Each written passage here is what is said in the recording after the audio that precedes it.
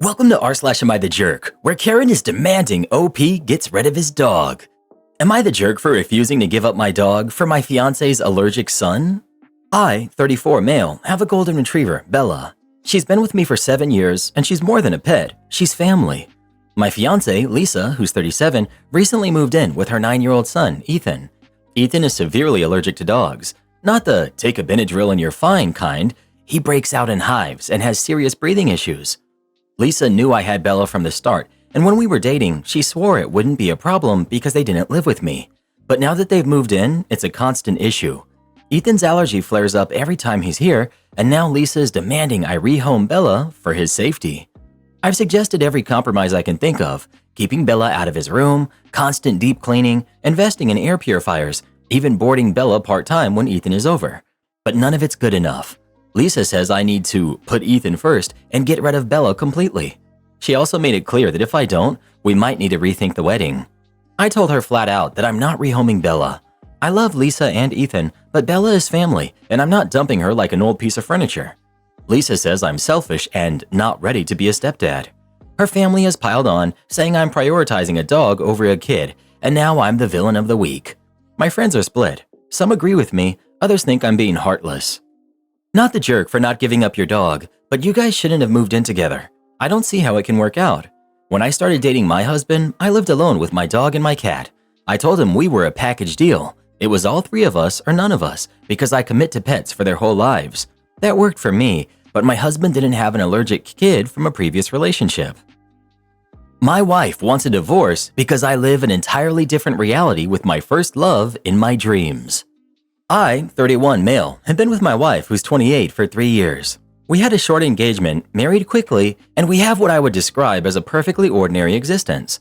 I love her and she loves me. We do taxes together, share housework, and watch movies. It's a normal, stable marriage. As far as I know, there has been no physical cheating on either side. But here's the thing, I'm a lucid dreamer. This means I can, to an extent, control my dreams, which I find fascinating. It allows me to go on adventures while asleep and even wake myself up from nightmares. Over the last year, I've been having recurring dreams about my ex, my first love, who's 29 female. Truth be told, I never fully got over her. We were together for 5 years, from when we were 15 and 17 to 20 and 22. We broke up after I graduated college because she didn't want to move from New York to South Carolina with me, which is where the biggest opportunities in my field were. I was crushed, but I moved on. We've spoken sporadically over the years, though we've never crossed any lines. I'll admit to keeping up with her on social media, but that's it. It's been casual and nothing excessive. A year ago, she announced her engagement, and I felt a resurgence of feelings for her. It hit me harder than I expected, though I didn't act on them or tell her. That same night, I dreamed about her for the first time in years. In the dream, she showed up at my door and asked if I wanted to get coffee. I said yes, of course. The dream ended there, but it felt so real, as if we were genuinely reconnecting. Since then, I've dreamed about her several times a week. I practiced becoming lucid in these dreams, and over time, I was able to control the outcomes. In these dreams, we've lived an entire life together. We've gone on dates, taken trips, and even revisited Paris, a place we once went to while in college. We walked the same paths we had in real life. Eventually, it got to the point where I was looking forward to going to sleep just to be with her. Fast forward to today. My wife told me she felt distant from me, and I started to feel guilty. I thought what I was doing was harmless, but she obviously noticed a change in me. So I confessed about all of it. At first, she thought I was joking, but when she realized I was serious, she accused me of cheating. She told her mom and sisters, who are now calling me a cheating weirdo.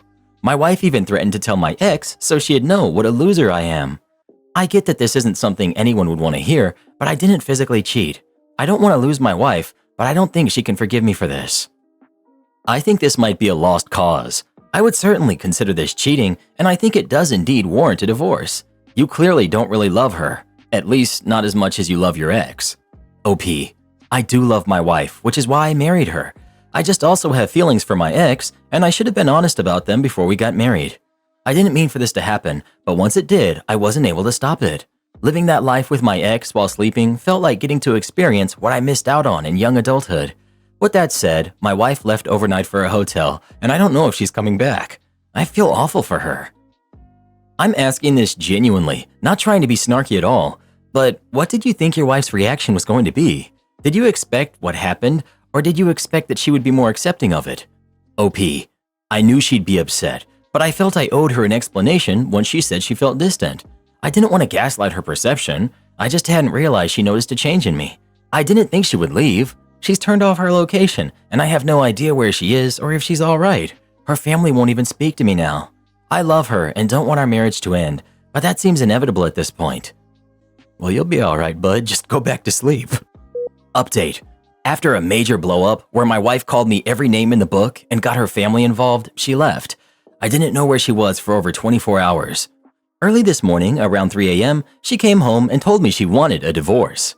She said she didn't want to compete with a phantom and deserved better than someone like me.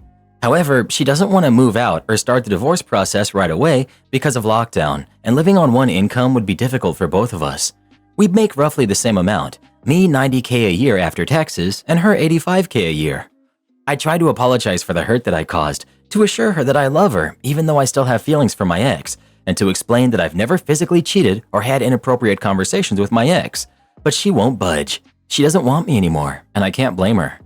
I now realize I was selfish. I shouldn't have carried on what I now accept was a one-sided emotional affair. We've agreed to stay together for financial purposes for 2 years or until lockdown ends, whichever comes first. However, she's kicked me out of our bedroom and has claimed the entire second floor for herself. There's so much tension in the house. I left this morning to work at a coffee shop. While there, I got a message on Instagram from my ex. My wife had sent her a long message detailing everything I confessed. I froze. I hadn't spoken to my ex in a long time. She saw that I'd read the message and followed up an hour later asking me to tell her the truth. So I confessed again, expecting to be berated and called a loser. But she didn't think my dreams were weird or creepy. She thought it was sweet that I still loved her, especially since I never tried to have inappropriate conversations or force my way back into her life. Her reaction doesn't make my actions right or take away from the hurt that I caused my wife, but it felt like a weight lifted to know she didn't think negatively of me. We talked for a couple of hours about our relationship and how it ended. That's when I learned her engagement ended a few months ago. I told her my wife was divorcing me. She expressed her condolences and the conversation ended there. I can't help but wonder if this is the universe's way of putting my... That's an unexpected turn right there. I can't help but wonder if this is the universe's way of putting my ex and me back on the path to reconciliation. Hate me if you want, but I've made my mistakes. I hurt my wife, and my marriage is ending. Knowing the person I ruined my marriage over doesn't think I'm the scum of the earth is comforting. I don't know what will happen next, but I can't imagine not building at least a friendship with my ex. I know this won't make my wife happy, but I may not tell her. After all, we're divorcing. I hope the coming months and years bring healing for both of us and that we both find happiness. Honestly, you could tell by his description of his marriage that he felt no passion for his wife. Perfectly ordinary, they do taxes, housework, and watch movies. The dreams were just a symptom of his discontentment, in my opinion, idealizing a past love instead of dealing with marital problems. I have an ex like this, and it's sad. I only hear from him when his current relationship has ended or something else major is dragging him down. He'll call me to lament his life, strongly hint that I'm the one who got away, and make vague plans about coming to visit. We live about 300 miles from each other. The reality is that it's not me he misses, it's himself at the age and stage we were together, and I'm the placeholder for that memory. Last time we talked, I had just gotten engaged, and now I wonder if I'll ever hear from him again, since calling me for emotional propping up would be pretty inappropriate. Guaranteed he will. I have an ex who does the same, and he's been married twice since we broke up almost 10 years ago. They never change. HR won't do anything about a coworker who's angry about my weight loss. I just came back to work after a month-long emergency medical leave. After a decade of enduring medical gaslighting, a new doctor finally ordered an emergency MRI during what was supposed to be a routine visit. The MRI revealed a mass in my abdomen, and within 24 hours, I was rushed into surgery. It turned out to be an 18-pound benign tumor that had been pressing on my vital organs. I was a week away from multiple organ failure. I'm incredibly lucky to be alive. While time will tell if I have any lasting organ damage, for now, everything seems fine. Mentally, I'm struggling with some aspects of this experience, but the most noticeable change has been physical. I've gone from a size 20 to a size 8, something nobody on my medical team anticipated. Despite the drastic transformation, I'm healthy and thankful. I prepared myself for questions from coworkers upon returning to work. Most people accepted my brief explanation of emergency surgery, but I'm fine now. However, one coworker, Aubrey, took things in an entirely different direction. On my first day back, Aubrey approached me and said, "I wish you had come to me to lose weight instead of resorting to such drastic measures. You're going to gain it all back, you know. I'll be waiting." I was stunned. I barely knew Aubrey. We hardly interacted at work. I knew she had a reputation for calling herself a health coach and giving unsolicited, often incorrect health advice, but I never thought she would target me. She continued, asking why I chose to have surgery instead of putting in the hard work to lose the weight. Her aggressive attitude and the rumors she began spreading infuriated me. During my second week back, Aubrey came to my office in workout gear, offering to go to the gym with me if I was too afraid to go alone.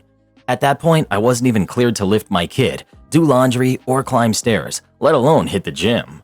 I don't remember exactly what I said, but she left with a parting comment about me being lazy and destined to gain all the weight back. The next day, Aubrey ranted about me in a meeting I didn't attend because I had a follow-up medical appointment. Although I didn't hear everything, the gist was that she questioned my ability to handle work responsibilities due to my supposed lack of dedication to weight loss. HR flagged this for mediation, which baffled me. At my company, mediation can affect your annual bonus. I couldn't understand why I was being dragged into mediation when Aubrey was clearly the problem. At the mediation, Aubrey claimed she was triggered by my new body and that I should have considered other people's feelings and warned her before my surgery. I was dumbfounded. I barely had time to inform my husband and make arrangements for my kids' daycare before the emergency procedure. I told HR I wasn't obligated to explain my medical history, nor did I owe Aubrey any warnings or explanations. HR's response? They essentially shrugged and said they couldn't stop her behavior if I wasn't willing to share more. After Thanksgiving, my doctor submitted ADA paperwork requesting that I work from home due to mild post-surgical complications, and honestly, to avoid Aubrey. My company hates remote work, so this accommodation didn't sit well with them. Despite forwarding Aubrey's harassing emails, which included unsolicited workout videos and diet plans, HR's only response was a lukewarm, "Noted. Do you know when you're coming back to the office?" I started considering escalating the issue to corporate with an employment lawyer. Was that overkill? I wasn't sure. I was emotionally drained from my surgery and had no energy to deal with Aubrey's fixation on weight loss, which mirrored the gaslighting I endured from doctors for years. I felt exhausted and disappointed with how my company was handling the situation. Update. I saw a lot of comments asking where management was in all of this, so I'll address that first. My boss, George, was getting ready to retire while this was going on. George is roughly my grandfather's age, so this entire situation bewildered both him and his replacement, who was training at the time. Both of them met with Aubrey's boss because, believe me, I was documenting everything she did from the jump. They all assured me that Aubrey would be dealt with. None of them recommended the red flag mediation. That was HR's idea. I was given details at the meeting where Aubrey ranted about me, and it was horrible. Apparently, Aubrey was asked to leave by her own boss, while several other employees told her to stop. So people were trying to rein her in from many different angles. HR, however, is where the ball dropped hard. This company just has a poor HR structure and bad entry to mid-level HR staff. When Aubrey's boss referred her to HR regarding her negative behavior, HR took it upon themselves to consider it a mediation situation, which at our company can go against your bonus. This happened despite communication from George, his replacement, and Aubrey's boss saying I was not in the wrong. When George found out about this, he spoke to HR's general manager, who said that my absence probably caused a lot of strain and extra work for Aubrey, even though Aubrey was not even credentialed to do what I do. Management made a point to tell me how baffled and upset they were with HR's handling of the situation every time something came up. My company mentor was also a huge support during this time until she decided to take another job elsewhere. I want to divorce my wife over her hair. Our daughter's wedding was back in October, and it was an absolute disaster because of my wife. My wife and daughter had gotten into a fight before the wedding. They seemed to make up a few days before, so we flew down and planned to stay until after the wedding. When we arrived, my wife started complaining about her hair. My daughter suggested a few salons around New Orleans that would have been able to fit her in before the wedding. Instead, my wife asked if my daughter would do her hair. My daughter is licensed in cosmetology, so she agreed. This is when the disaster began. My wife said her hair was too warm, then too cool, then too warm again.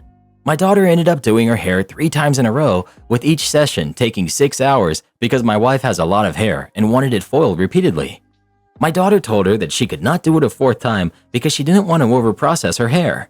She also explained that she was burnt out from her nursing job, her work as a stylist, and all the wedding planning and running around.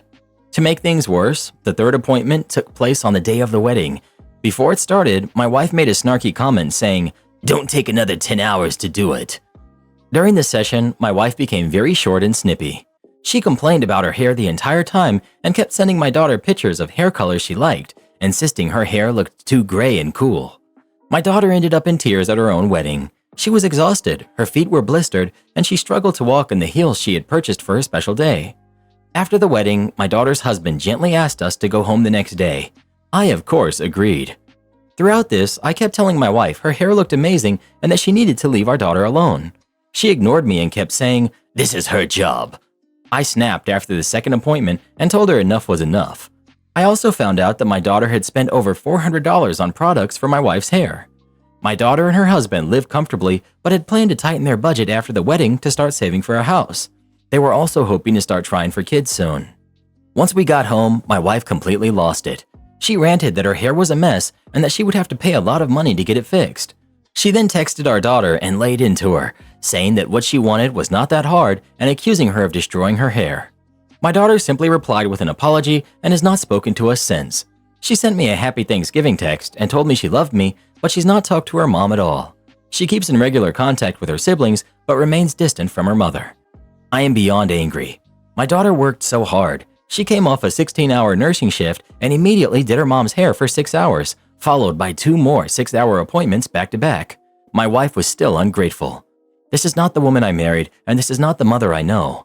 If I have to hear one more complaint about her precious hair, I'm going to leave. No hairstyle is worth losing her relationship with our daughter. Seems like your wife owes your daughter an apology and maybe the $400 your daughter spent going above and beyond. If your wife is not willing to reach out and mend fences, especially with potential grandkids incoming, I'd be disappointed and be reevaluating too. In the meantime, keep in touch with your daughter. I'm sure she'd appreciate it. This sounds like it wasn't actually about the hair. This sounds like she was purposefully sabotaging the week and finding a reason to go after her afterwards. Something else is going on there. It had nothing to do with her hair.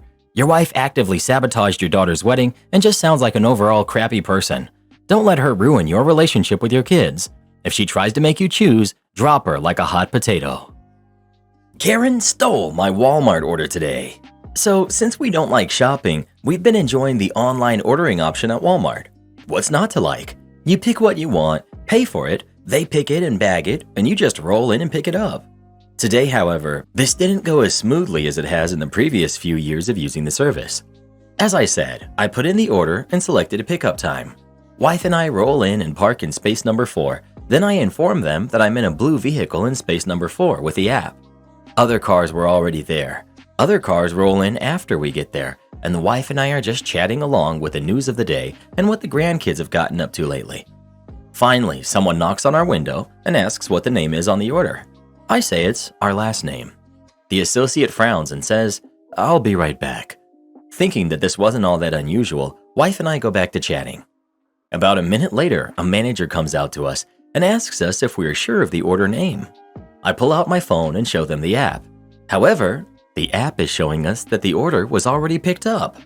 Turns out that the silver SUV in space number 3 was approached by the Walmart staff, asked if they were, my last name, picking up their order, and the woman just waved towards the back and said, "Load it up, please." Walmart staff apologized and said they're going to repick the order as a priority and they'd be out as soon as possible. 30 minutes later, a certain silver SUV pulls back into the spot and the woman slips into Karen mode and starts demanding a manager. Manager comes out and they chat for a bit. Being the nosy people we are, we listened in. She's upset that they totally messed up her order. Manager says that she was asked if her name was my last name and she just waved for them to load the stuff. They assumed that they were us, an honest mistake on the part of the Walmart staff given the information they were given. Karen is now demanding that they give her correct order. There are, however, 2 problems with this. First of all, since they didn't pick up as themselves, the order was returned to stock. And 2, Karen didn't bring the incorrect stuff back. Arguments go back and forth for a bit, and while this is going on, they bring out our hastily repicked groceries and a $50 gift card by way of apology. Thus restocked, we decided to drive away, and we never found out what the final Karen versus management outcome was. Plot twist, what if they had the same last name? I've always said that your order number should have a license plate too. That way they can verify it's the right car they're putting the stuff into. How I got a car dealership to give my friend a newer car. Circa 2020 January, my friend makes a stupid decision and buys a brand new car that he can't afford. His insurance is like $400 a month. He makes like $10.25 an hour working as a shift supervisor at McDonald's. His car payment is like $795 a month. Now at $10.25 an hour, 30 hours a week, that's a weekly income of about $300 a week, or about $1,230 a month. So yeah. So my friend came to me for help because I used to sell cars and I know the industry pretty well. I go over his paperwork. The dealer did rip him off, but my friend is trying to find a way to get out of this mess. And ripping someone off isn't illegal. They did of course overcharge him for warranty. They gave him a higher APR. They had add-ons, etc.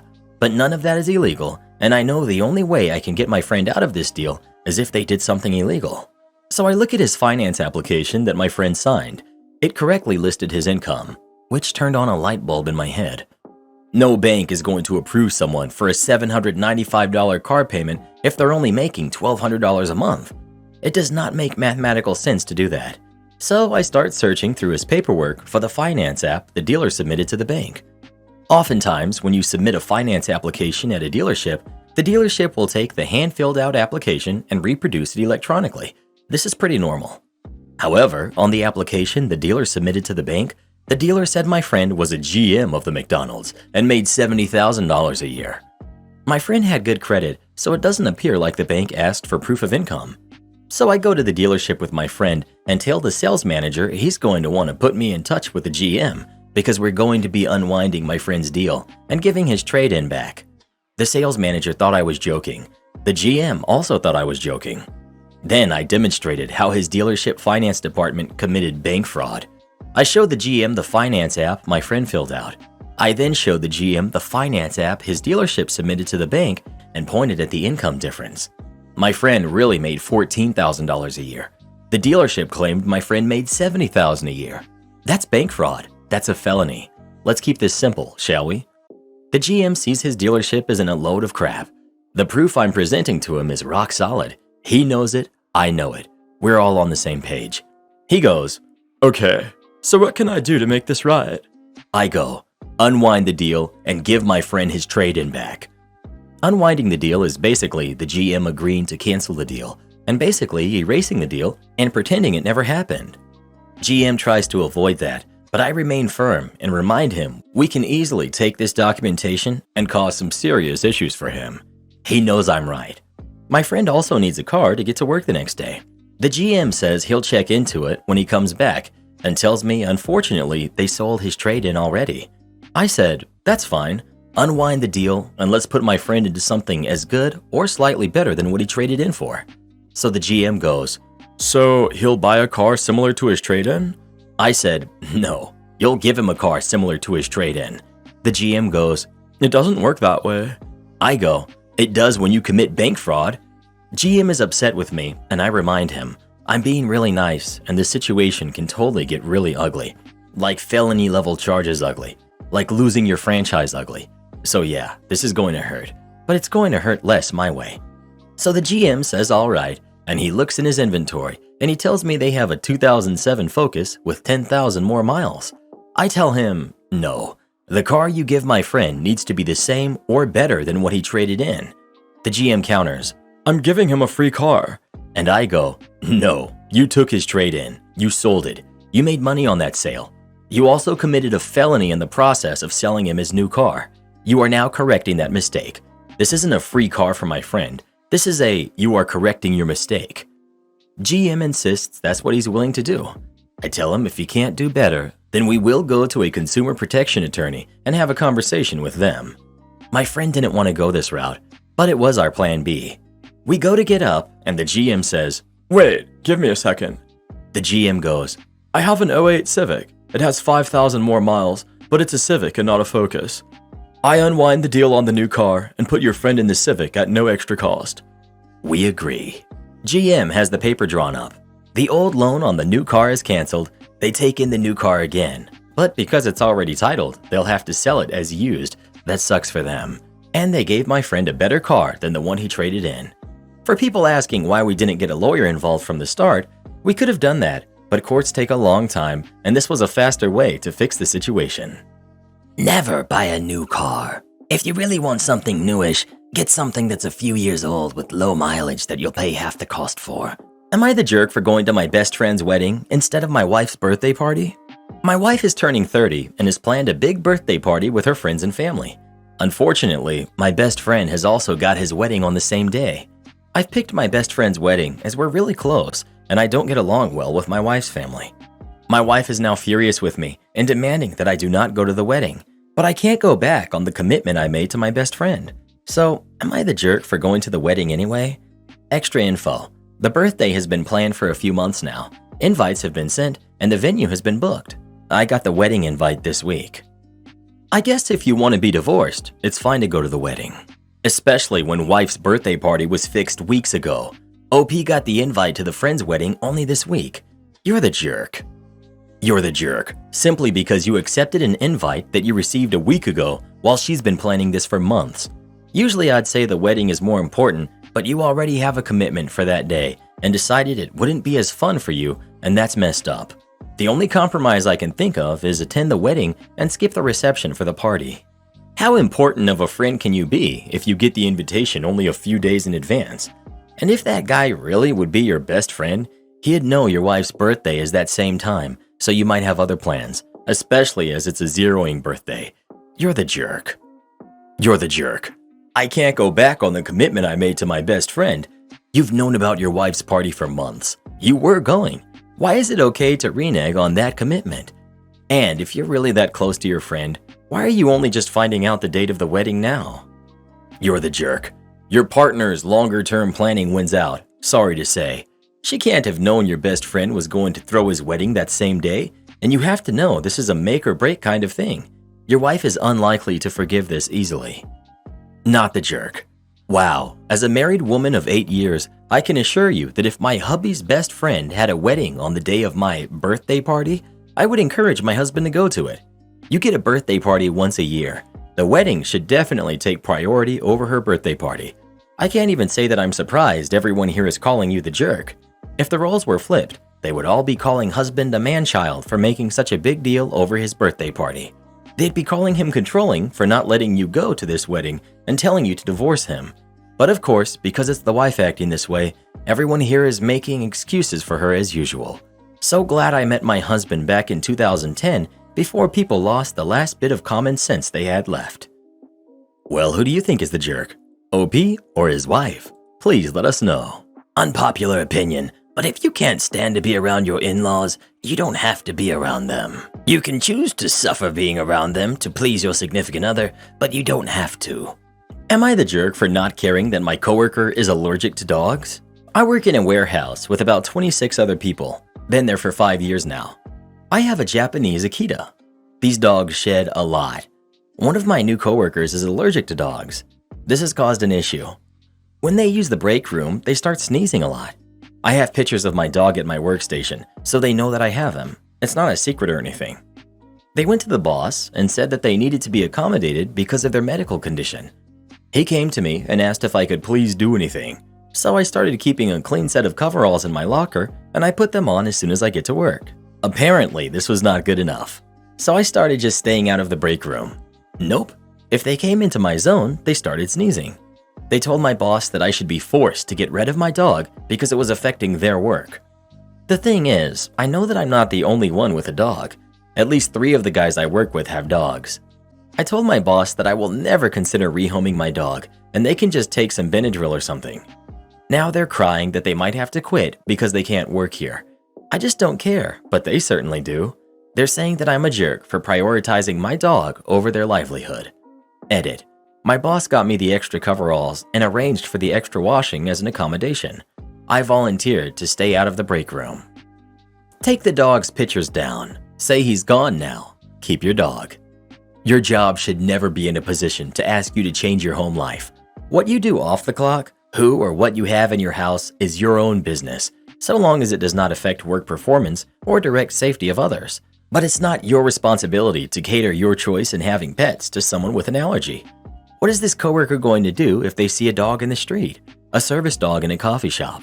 The world can't cater to them. They have to cater to their own issues, not the jerk, and take it up with HR. Also, I find it super suspect. This coworker is supposedly so allergic to dogs, they react even when OP changes into clean coveralls. Their coworker couldn't ride airplanes without having a reaction, even if there wasn't a dog on the flight. Also, if 3 other coworkers have dogs, then why is OP specifically getting singled out? I'm not saying the coworker is faking their allergy, but something's not adding up here. Railroad malicious compliance. For reference, I'm a U.S. Federal Railroad Administration certified conductor and engineer who used to work for a major railroad, Union Blank, ending my career in 2018. We weren't allowed to strike, so instead of striking, we could and often did utilize the 40,000+ rules that all contradict each other for some very sweet malicious compliance. Story time. John is a great guy, never calls off, been with the company over 20 years. He knows his job well and often will take the time to train newer switchmen, brakemen, or conductors. He's very personable and just a generally easy guy to talk with. He was also our union rep for a long time until his wife became ill, so he resigned from those duties. One day I heard a manager yelling at him because he was late to a scheduled train during what I would call a pretty major storm. This is the Pacific Northwest. Snow, hail, and rain coming down on very graded terrain. Manager tells him that when he gets to his destination, he's going to personally meet him there to counsel him. I hear John utter the words, "You'll be waiting a while." Now, to understand this piece of track, you have to understand it's very mountainous, and at a single point drops down to a single line of rail between 2 major intersections of track. Very busy, but due to the grade, only a single train can do it at once. This area is also very difficult to do maintenance on in good weather, since it requires essentially off-roading mountain roads with steep cliffs and areas that aren't otherwise easily manageable. Nevertheless, during this icy storm, John hops in his scheduled train. Train takes off. My engineer walks in from outside and had spoken with John beforehand. They were good friends, like Sunday barbecue with each other's families on the regular friends. He tells me to put my paperwork down, that we aren't going to be going anywhere, kick my feet up, and enjoy getting paid for nothing all shift. A bit confused, he tells me to watch the line traffic monitor. Sure enough, John knew this choke point, set his train on it, blocking all transfers for most of the West Coast, at least the northern portion of the US, Portland, Seattle, and Canada, and stated that due to worsening weather, visibility, and safety, that he would not move the train until it was safe to do so. Hit his 12 on duty, then waited another 4 for a ride. I was sent home after 2 hours of waiting, but could monitor from a phone app and my laptop. I calculated his pay for all of this, and the deadhead he had back to our station, and it was close to a $1,000 day for him. None of us complained. We get paid regardless of the train status, and he was in fact following the company and the FRA's rules, which are very strict about safety. Edited to add, John passed away last year due to cancer, but that stretch of track is now referred to as John's Pass. His name obviously changed for the story. Scolded for closing a store I don't work at. This happened a couple weeks ago. Made a run to a quick party supply and craft store for a cake project I was working on. Place closes at 8. I got there at 7:45. Found my item within 10 minutes, paid, went out to my car. I'm sitting in my parking space still at 7:57, just reading the packaging of my purchase to double check something, when this other car pulls up beside me. I see this woman in her late 50s get out, and I can see her walk to the store entrance from my rearview mirror. The automatic doors don't open for her. I go back to reading my packaging and look up when I hear a woman's voice near my closed window. Something closed. Politely, I cracked my window down like a centimeter to actually hear her. She was ranting that they were closed, and I was like, oh yeah, they close at 8 now, I guess. She cut me off. It's not 8 yet. You're not supposed to be closed yet. It's 7:58. Me. I don't work there. She cut me off again. I don't care if it's 2 minutes or 2 seconds to 8. It is illegal to close early. She's kind of close to my car, so I don't want to just pull out and tap her with my car mirror and have her sue me or something, which is why I didn't leave yet. I firmly, a bit louder, repeat, I do not work there.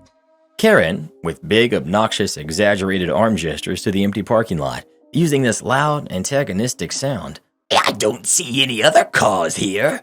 Insinuating I must be lying about being an employee. Pretty sure employee parking at that place is behind the building. She moved over a bit when she did that grand arm gesture, giving me room to comfortably pull away, so I started the car. As I rolled up the window, I said, "I'm a customer, you banana," and I held up my receipt to the glass, then shifted in reverse. She was still yelling something when I left. And to be clear, there couldn't be any real reason for this lady to assume I worked there. It's mainly run by teenagers, and I'm in my late 30s, and I wasn't wearing any work-like attire or name tags. I was in loungy clothes. Employees wear bright, solid-colored shirts and not sweatpants. Am I the jerk for starting an argument because my boyfriend boarded a plane before me? My boyfriend, 26 male, and I, 24 female, traveled by plane to go to my parents' house for Thanksgiving. We checked in together and had different boarding groups. He was Group 1, since he's active duty military. I was Group 3, for being a platinum card holder on the airline. This is significant since both groups are considered priority boarding. We're both under the impression that boarding groups do not necessarily matter. We are seasoned travelers, very efficient when boarding planes, and the only thing that does matter is that we are on the plane before the main groups, which are the people who do not travel often and are generally slower when boarding planes.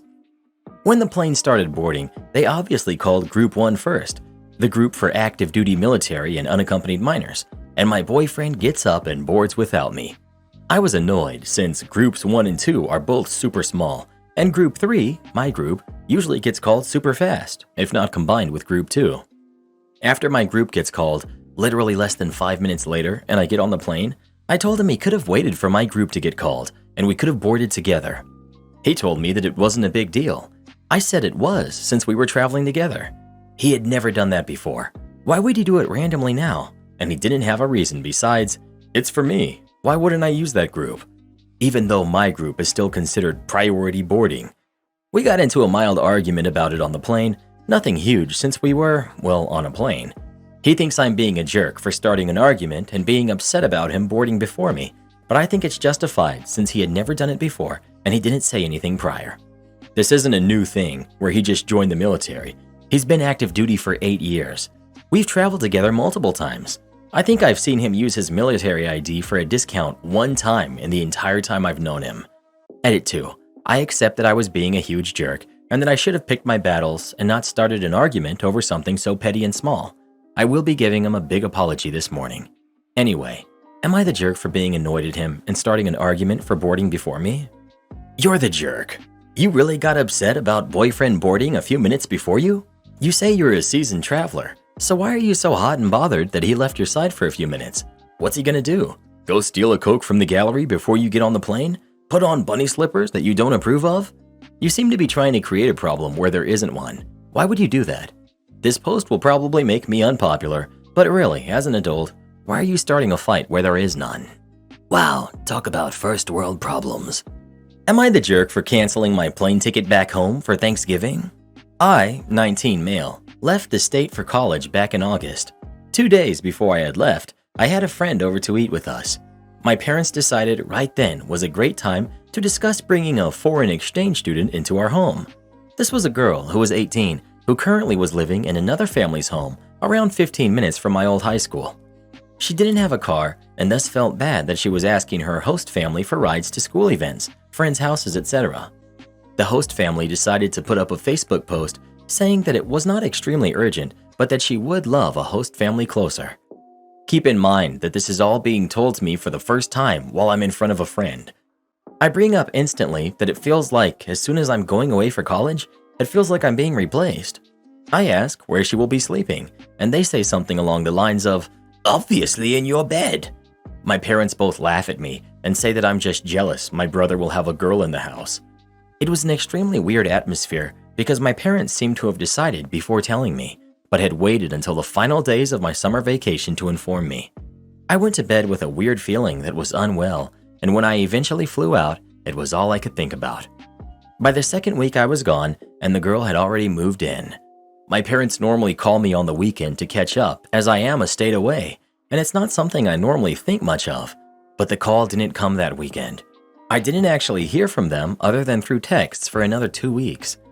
Now we are on week 4 of classes, and my mother tells me it's time to buy a Thanksgiving ticket home. Before I've said anything, she tells me, "Remember, You have to sleep on the couch. I hung up the call. I would have given my bed to this chick, even though I haven't met her. I wouldn't kick her into the common space, especially because my bed is where she has been sleeping for a month now. Even so, it was the way that my mom said it, like I didn't know that, which got me upset. I decided in the end that they chose to have Thanksgiving with this girl over me, and that I have every right to spend my Thanksgiving with who I wish to as well. I will be back home over Christmas break when she has left. They chose a girl they hadn't met before, who was sad she lived 15 minutes away from school rather than 5. She wasn't even a new foreign exchange student. My parents are calling me childish for acting this way. So, am I the jerk? Absolutely not the jerk.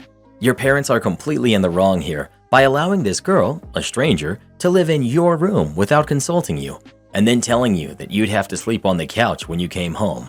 OP, you deserve to spend Thanksgiving with people who care for you and respect you. Not the jerk. Your parents' behavior is, simply put, extremely unpleasant. The way they told you about the exchange student, clearly having made up their mind before that, only texting in the couch comment. Seems like you don't want to celebrate Thanksgiving with them. Well, that's up to you. Ever notice that when people do not like decisions, they will call those decisions childish? Not the jerk. Now, I want to make something clear. They have every right to take in an exchange student, and that room is theirs to use. However, the way that they did it was crappy, and you're perfectly fine to have hurt feelings. The way that they've treated you is why they're the jerks. I've never understood families keeping rooms like shrines when kids have moved out. My kids will always have a safe place to stay with me, but that doesn't mean I'm keeping a room as a time capsule either. Well, who do you think is the jerk? OP or their parents? Please let us know. Plot twist. What if the whole thing is a prank and the foreign exchange student doesn't even exist? Karen was rude to the owner, so I fired her. I'm a manager at a small business. It's just me, the owner, and another person who is my employee. The owner usually handles the checks on a certain day. We still haven't set up direct deposit yet because they have limits with their banks. The day the checks were supposed to go out, the owner's father had to be rushed to the hospital, and it was so bad that we didn't think he was going to make it. This resulted in our checks being 2 days late. I understand that it was inexcusable and unprofessional. However, it was something out of the owner's hands. The employee, however, she was up in arms, angry, and calling the owner multiple times about her check while his father is almost gone. He answered her the first time, and then he told me to handle it, and I explained everything to her. However, she still kept calling the owner. I get that we all need money, but in my opinion, it's just tasteless to demand a man leave his dying father's side just so you can get your check on time. She was our opener on Monday, and she was late and not even in uniform. I told her that being late, especially when the store opens at 7 a.m. and she's the opener, is inexcusable, and she went on a very long and drawn-out rant about her check. I informed her that I don't have her check, and she will get it once the owner comes later that day, and my job is to ensure that she's doing her job, and coming late and not in our standard uniform is not our image. And she kept deflecting and demanding to speak to the owner, whose father is in his deathbed. I fired her for a few reasons, but the last nail in the coffin was her blatant disrespect for the owner and myself. I did not come to argue with her. However, she was ready to battle. I still feel guilty about it, but I honestly don't know what else I could have done. We did get her check as soon as the owner got there, but I didn't think she was a good fit for a few reasons and let her know that we won't be needing her anymore. So Reddit, did I do something wrong? Edit. I know that we have a very wonky payroll system and we're working on getting that fixed. It wasn't our intention to withhold her pay. We don't regret firing her because even before this incident, she was already on thin ice due to her tardiness, among other things. We are a small business and we try to do the best we can for each other and our employees. However, she has made demands and taken advantage of our willingness to be adaptable. I understand that a lot of you question why I didn't just pay her from the till. We are a cashless business, so we don't have money. Second question, why didn't I just pay her myself and wait for the company to reimburse me? I admit that thought crossed my mind, but I didn't know if it was possible to do that from a legal standpoint, or if I would be overstepping. Lastly, the most asked question is, how am I still defending the owner and myself? The answer is that I'm not. I know we should have paid her on time, and she has a right to be angry. But you can be angry and polite and professional at the same time, and the way she handled the situation, I just didn't think this was someone I would want to work with. It just wouldn't fit the environment we try to bring into the team. You're the jerk. An employer has an obligation, legal and moral, to pay their employees on time. Do you think her landlord cares why her rent is late?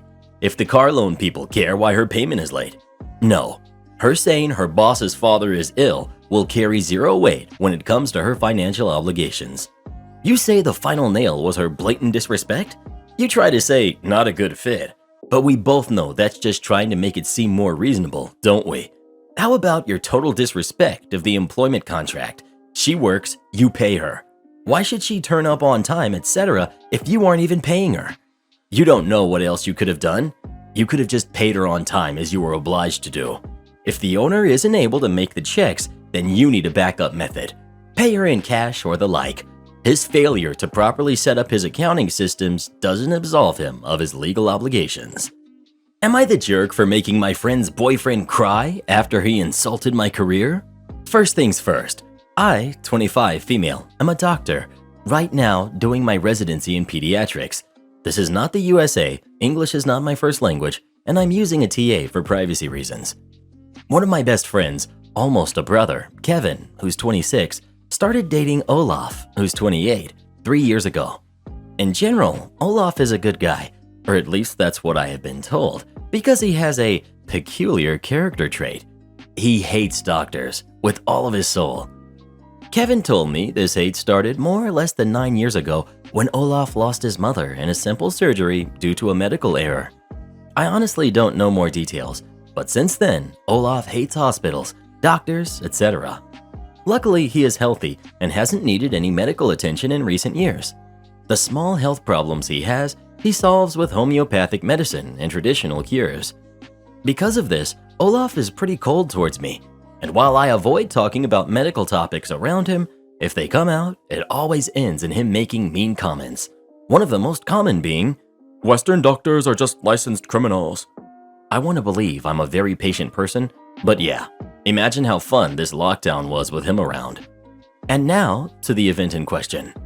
On Sunday, my friend group, including Olaf, was hanging in a cafe talking about life when one of the girls, Sheila, got a text message. The next conversation ensued, more or less. Sheila: "Bad doctress, my aunt is a little confused with her formula. Here, can you tell me what these pills are?" Me: "Sure, this is for Olaf." Puff, are you really asking her? Sheila: Yeah, she is a doctor." Olaf: You say that like it's something good. Me: "Sorry?" Kevin: "Babe, you should not." Olaf: Why not? They are useless. People will be healthier without them and their poisons. Look at me. I'm perfectly fine and haven't seen one in a decade. It's not my fault she chose to waste her life by becoming a doctor. I blew up. I will not even try to transcript all the things I said because most were insults, but I do remember the last part, which was, word by word, "I'm sorry your mom passed, but that's not my fault, nor the fault of all the doctors in the world. And I am sure that if she had been in the care of the same type of imbecile that you are, she would not be more alive today." I was red, angry, and it was obvious most of the patrons at the place heard me. Olaf was dumbfounded, tears in his eyes. He suddenly got up and ran away, Kevin following behind. A waiter kindly asked the rest of us to pay and leave. I haven't heard from Kevin since. He's leaving all my messages on scene. My friends say they understand that I was mad, but I know his reason and that I went too far by striking that chord. Honestly, I don't feel remorseful, but there is still anger in me, so not the most impartial judge. What do you guys think? Not the jerk. Olaf has formed an opinion that all doctors are licensed criminals because of an unfortunate and fatal mistake that was made. He instigates arguments because you're a doctor, and he's extremely disrespectful. People have a limit, he keeps testing yours. You're human, and you finally snapped back. If he doesn't like it, too bad. Karen calls me undateable, so I made her cry. This is a weird title, but here's what actually happened. My ex and I broke up 5 years ago after a year-long relationship. He broke up with me, and I took it very hard back then. I can't say I did anything crazy, aside from a few weeks after the breakup, getting really drunk on a night out and sending him some embarrassing texts. It was the worst heartbreak I've ever had, and it didn't help that he kept messaging me to be friends, even though I tried to set boundaries and say that I need space to heal. Anyways, that's all in the past. I can confidently say that I have indeed healed from that, and I'm over him. He recently got married to a girl he started dating like 2 months after we broke up. Honestly, I'm happy for him. Good for them. Me, on the other hand, I've dated since then, but haven't been able to find anyone worth marrying. I haven't even had another serious relationship since then. He's still in the periphery of my social circle because we still have a lot of mutual friends from uni, and sometimes I see both of them in social settings. While he and I have buried the hatchet and usually just chat when we happen to be in the same room for a bit, although we never text or meet up outside of these contexts, his wife and I have always treated each other with polite disinterest. I know she really doesn't like me. An important note about her is that she's been unemployed for a long time. I don't know if it's because she wants to be a stay-at-home wife, completely valid if that's her thing, or because she's been unable to find work, but she hasn't worked in many years despite having a master's degree. I've been really able to advance my career in the past 5 years, and I'm quite far ahead in my field for someone my age, and I'm very proud of myself because I worked extremely hard. Anyways, here's the issue.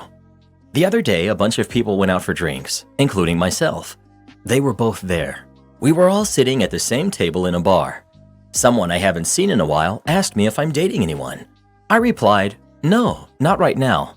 My ex's wife quickly made a snark comment, "Oh, it's okay. Some people just stay single," in front of everyone, like 10 of our friends. Without missing a beat, I blurted out, "Yeah, just like some people are meant to stay unemployed." She got really upset, cried, and left. Her husband messaged me that I should apologize to her for embarrassing her. I said I will if she apologizes first. He said she refuses because what I said was worse, apparently. Am I the jerk? Not the jerk. People need to learn not to start crap unless they can handle someone else finishing it for them. I have zero sympathy for jerks that are inexplicably rude and then have the audacity to act offended when the object of their rudeness fails to passively accept it. Not the jerk. What she did and said was uncalled for. What you replied with was gold. She seems jealous of your achievements and the fact that her husband still keeps in contact with you. It seems like a lot of insecurity on her end. Even though you are on good terms with your ex now, do you think it's possible to cut ties with him? It just seems like his wife gets a kick out of trying to berate you. He will always have to take her side since she is his life partner now. I just feel like it's going to cause a weird drift in your social circle if she keeps getting included, and she will, because she is his wife. Not the jerk. Don't insult or comment on something unless you're prepared for something to be said back to you. She clearly wanted to dish it out but could not take it, and that's how most of the world works. What's the worst that's going to happen? They aren't going to talk to you when you're in the same social circle? My guess is that you could care less if they do or don't. You're the jerk. I don't know about her tone, but just saying some people stay single isn't an insult unless you're the type that thinks single people are worth less than people in relationships. You overreacted to a touchy subject because you're truly not over the breakup. You may be over your ex, but you transferred your resentment to his new partner. She was giving the right message, but she was the wrong messenger. I see why things didn't work out with your ex and why he would rather be with someone who's unemployed because you sound petty and entitled. You can convince yourself that you're better than her because you have a career, but at the end of the day, she's the one he's coming home to. Fix your attitude and maybe you'll find someone worth marrying, like you say. Well, who do you think is the jerk? OP or her ex's wife? Please let us know. Another good comeback would have been, "Some of us are meant to settle for leftovers." Am I the jerk for canceling the plans for Thanksgiving? I, 32 female, have been with my wife Ava, 34 female, for 8 years now, but we've been married for 5. She was a single mom of 3 kids when we started dating. She had 2 daughters, who are now 10 and 12, and a son who's now 16. I've watched these kids grow up. I've read them bedtime stories, done bath time, the first days of school, PTA meetings, all of it. I very much consider them to be my kids, and they've been calling me mom for almost 6 years now. My brother, Ivan, who's 28, male, just had a baby girl with his fiancée, Sarah, who's 27. I love my niece, and my kids adore their cousin. My kids have been the only grandkids on my side of the family since Ava and I got together, and there's never been a moment where the kids and my wife were treated like they didn't belong. My brother is their uncle. My mom and dad are both Nana and Pop. The kids see my family as their family, and I always thought that my family felt the same way about them. The kids and I were over at my brother's house just hanging out, and my parents ended up dropping by with gifts for my niece. Ivan laughed when he saw the toys and told our mom and dad that they were going to end up spoiling her rotten. My mom said since my niece is their first grandchild, of course they have to spoil her. My kids were sitting in the living room with all of us, and my youngest daughter looked hurt when she realized what my mom said. My son and my 12-year-old didn't fully react to it, but I could tell it bothered the both of them too. Sarah spoke up and said, "Oh, you mean first grandbaby, not first grandchild." My dad shook his head and replied that my niece was their first grandchild. I didn't want my kids to keep sitting there and listening to that, so I handed my son my keys and told him to wait in the car with his sisters. When they were gone, I asked my parents why they would say that my kids weren't their grandkids, and my mom said they couldn't be their grandkids because they weren't really my kids. My wife and I were going to be hosting Thanksgiving at our house this year, but I told my parents that if they didn't view my kids as their family, then they could just host a meal at their own house with their real family while I spent the holiday with mine. I left before they could say anything else to me, and my wife and I have reiterated to the kids that they will always be my kids and I will always be their other mom, regardless of our DNA. My brother is upset at me now because he thinks I reacted too harshly and that I should try to see where my parents are coming from. My mom texted saying that she and my dad love the kids, but they still aren't their grandkids, and she hopes that we can come to understand that because she doesn't want this to ruin my niece's first Thanksgiving. I haven't replied back. I meant what I said, but I'm worried that maybe I'm reacting too harshly. Not the jerk. Sister-in-law Sarah is a rock star. She totally tried to save that fumble. Your parents should have picked up on that and caught that pass and saved the situation. Instead, they doubled down and argued the point. That's extremely unfortunate, and I'm sorry. Not the jerk. That was a really crappy thing of your parents to think, let alone say in front of your kids. You are completely justified in your reaction. If it were me, I don't know if something like this could be fixed with a simple apology. I was the kid who was told I wasn't really family once someone biological came along. It's been nearly 20 years since that moment, and I still remember it as if it was a second ago. Not the jerk. Not the jerk. Your parents essentially used your kids as their stand-in grandkids until the baby came. If your brother didn't have a kid, they would still be the grandparents they were. They literally said that in front of both your kids, basically telling them that their time is over. Your brother, as a parent himself who has a relationship with your kids, is now basking in the love and attention your parents are showing him. I would ask your brother how he would feel if your wife and kids refused to call him uncle or his kid cousin and said they were not part of their family and made sure his kid heard it. How could he support any kid being treated like this as a parent? Your parents literally said that they aren't concerned about your feelings or your kid's feelings, only the baby niece's Thanksgiving. Tell your mom that the fact that she is more concerned about your niece's first Thanksgiving than making things right with you and your kids whose feelings she hurt is the exact reason why she isn't invited anymore. And it's also the reason why you won't have your kids around her or any of them again. That they won't grow up being told and shown that they are not part of the family. You're the jerk. Just because you've adopted or raised these kids doesn't mean that someone else is required to feel the same way. I'm sure they're great kids and you have a wonderful family, but they also, presumably, have grandparents from their mother and father. You need to stop expecting others to feel the way that you do. It should be enough that they've been welcomed members of your parents' family for 8 years. They're not required to view them as their grandkids. Next, you'll be wanting them to inherit.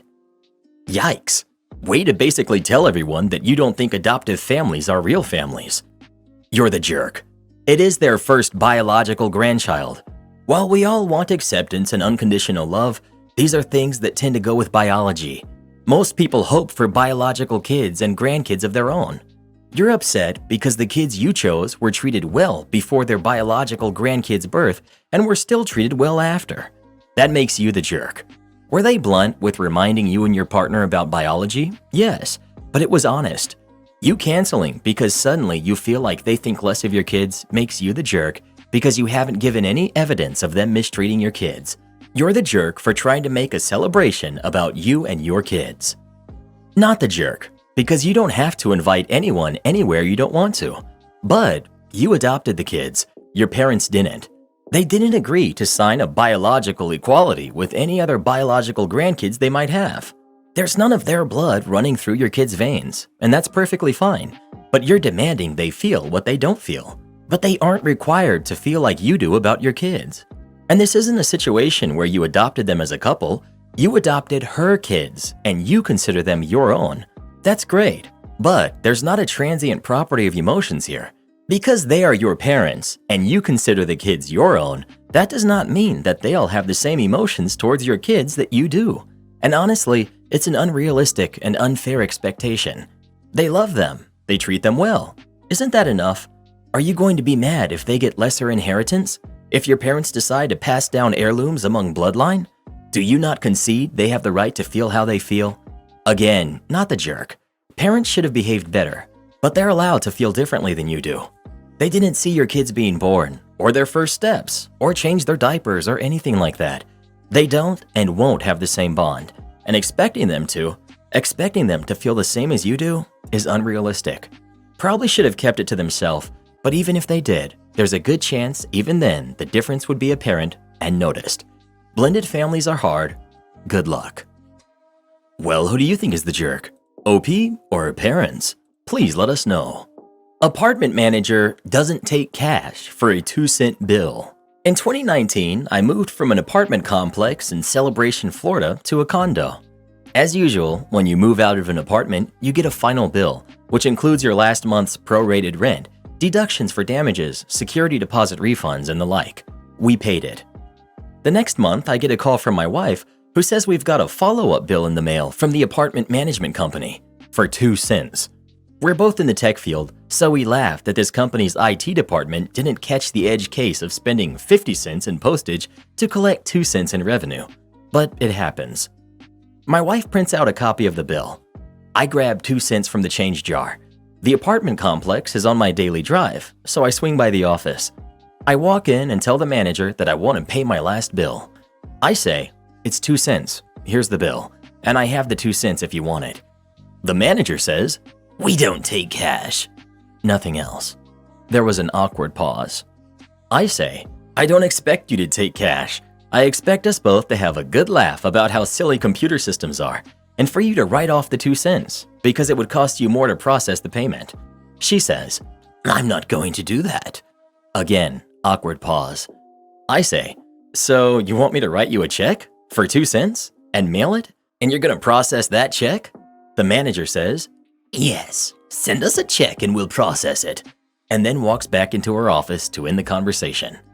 So I go home and set up an automatic monthly bank payment to my apartment complex for 3 cents. And then, because I'm a programmer, I write some code to send a letter once per month saying, "I'm so sorry I've overpaid my bill. Please send me a check for the overpayment." And I use an online service that sends postcards in ridiculous sizes, up to around 18 by 24, figuring that'll be my escalation strategy. The first of the next month, I get a call from the apartment company's regional manager. After introducing himself, the next 2 minutes were the most sincere, "Oh goodness, we made a mistake. Please don't do this. We'll never contact you again," apology that anyone could have hoped for. I stopped the mail and never heard from them again. Did I spend several hours on malicious compliance for 2 cents? Yes. Was it worth it? Absolutely. Am I the jerk for telling my wife it's her own fault for not getting invited to a group trip? I'm 32, male, and my wife is 31, female. We've been together for about 6 years now. We get along wonderfully and through everything have never had any major fights except for one thing. I personally feel like my wife makes no effort to get along with my friends. Now, to give context, all my friends and I went to the same university for undergrad, 3 guys and 3 girls that are married. My wife is the only one that did not have this common trait of attending undergrad between the 8 of us, which is really not a big deal if you ask me. Early on in our relationship, my friends would always try and be friendly to her and talk to her when we would mutually hang out. My wife was cordial, but you could tell that she was uncomfortable. I would speak with her about this, and she would always comment that she was an outsider to all of us. This always personally made me slightly upset, because I felt that my friends always made an effort to include her and make sure that she wasn't singled out. Throughout the years, my wife would attend events with me, but would seem distant and would sometimes skip group events to hang out with her college friends if she had something else planned. My friends never said anything, but were always nice and treated her kindly. Well, this week, I got a group text from my friends about planning a group vacation to somewhere next year. I quickly noticed my wife wasn't on the group text and asked about it. I got a call from one of my friends who basically said that they didn't invite my wife because, 1, based on all the previous interactions, they didn't think she would want to attend, and 2, even if she did want to attend, her attitude is crappy and they don't want it to ruin their vacation. I thanked my friend for his honesty and told him I'd think about it. And while I love my wife, I figured she more than likely wouldn't want to go on a vacation with them. So I told my wife about the trip, and she asked about the details.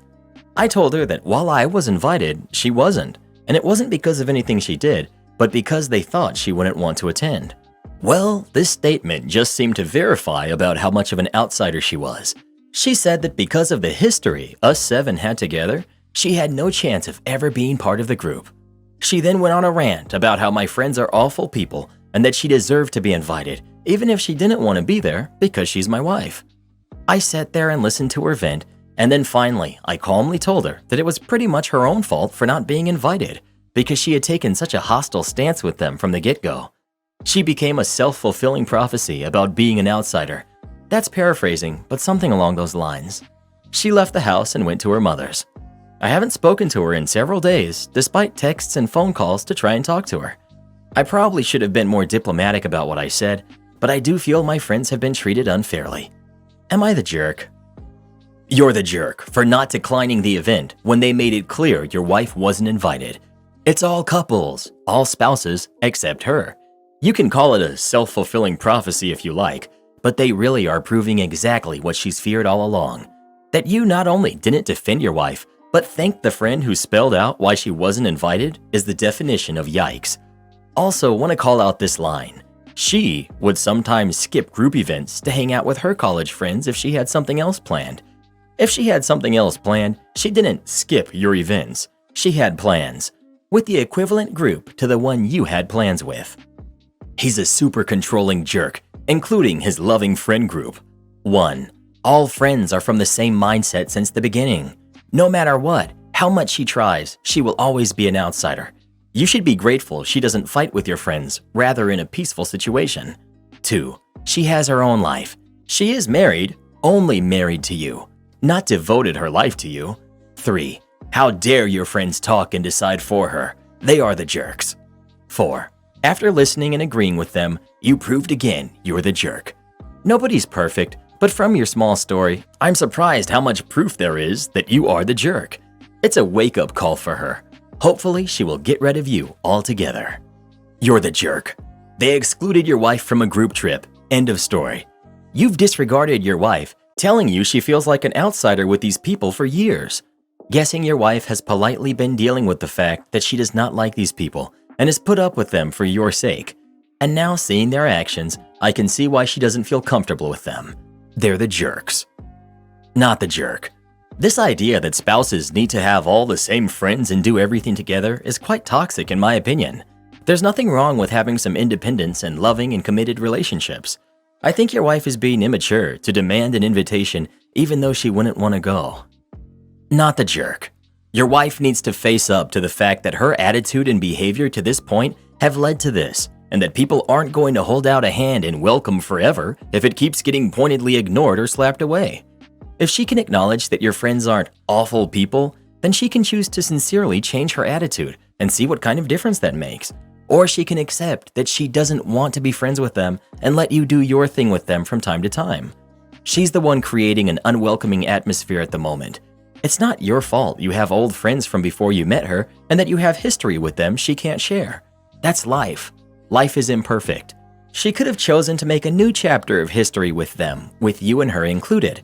Instead, she was a deliberate wet blanket and alienated herself further because she couldn't immediately participate in all of the group dynamics in exactly the same way, due to her being the most recent member.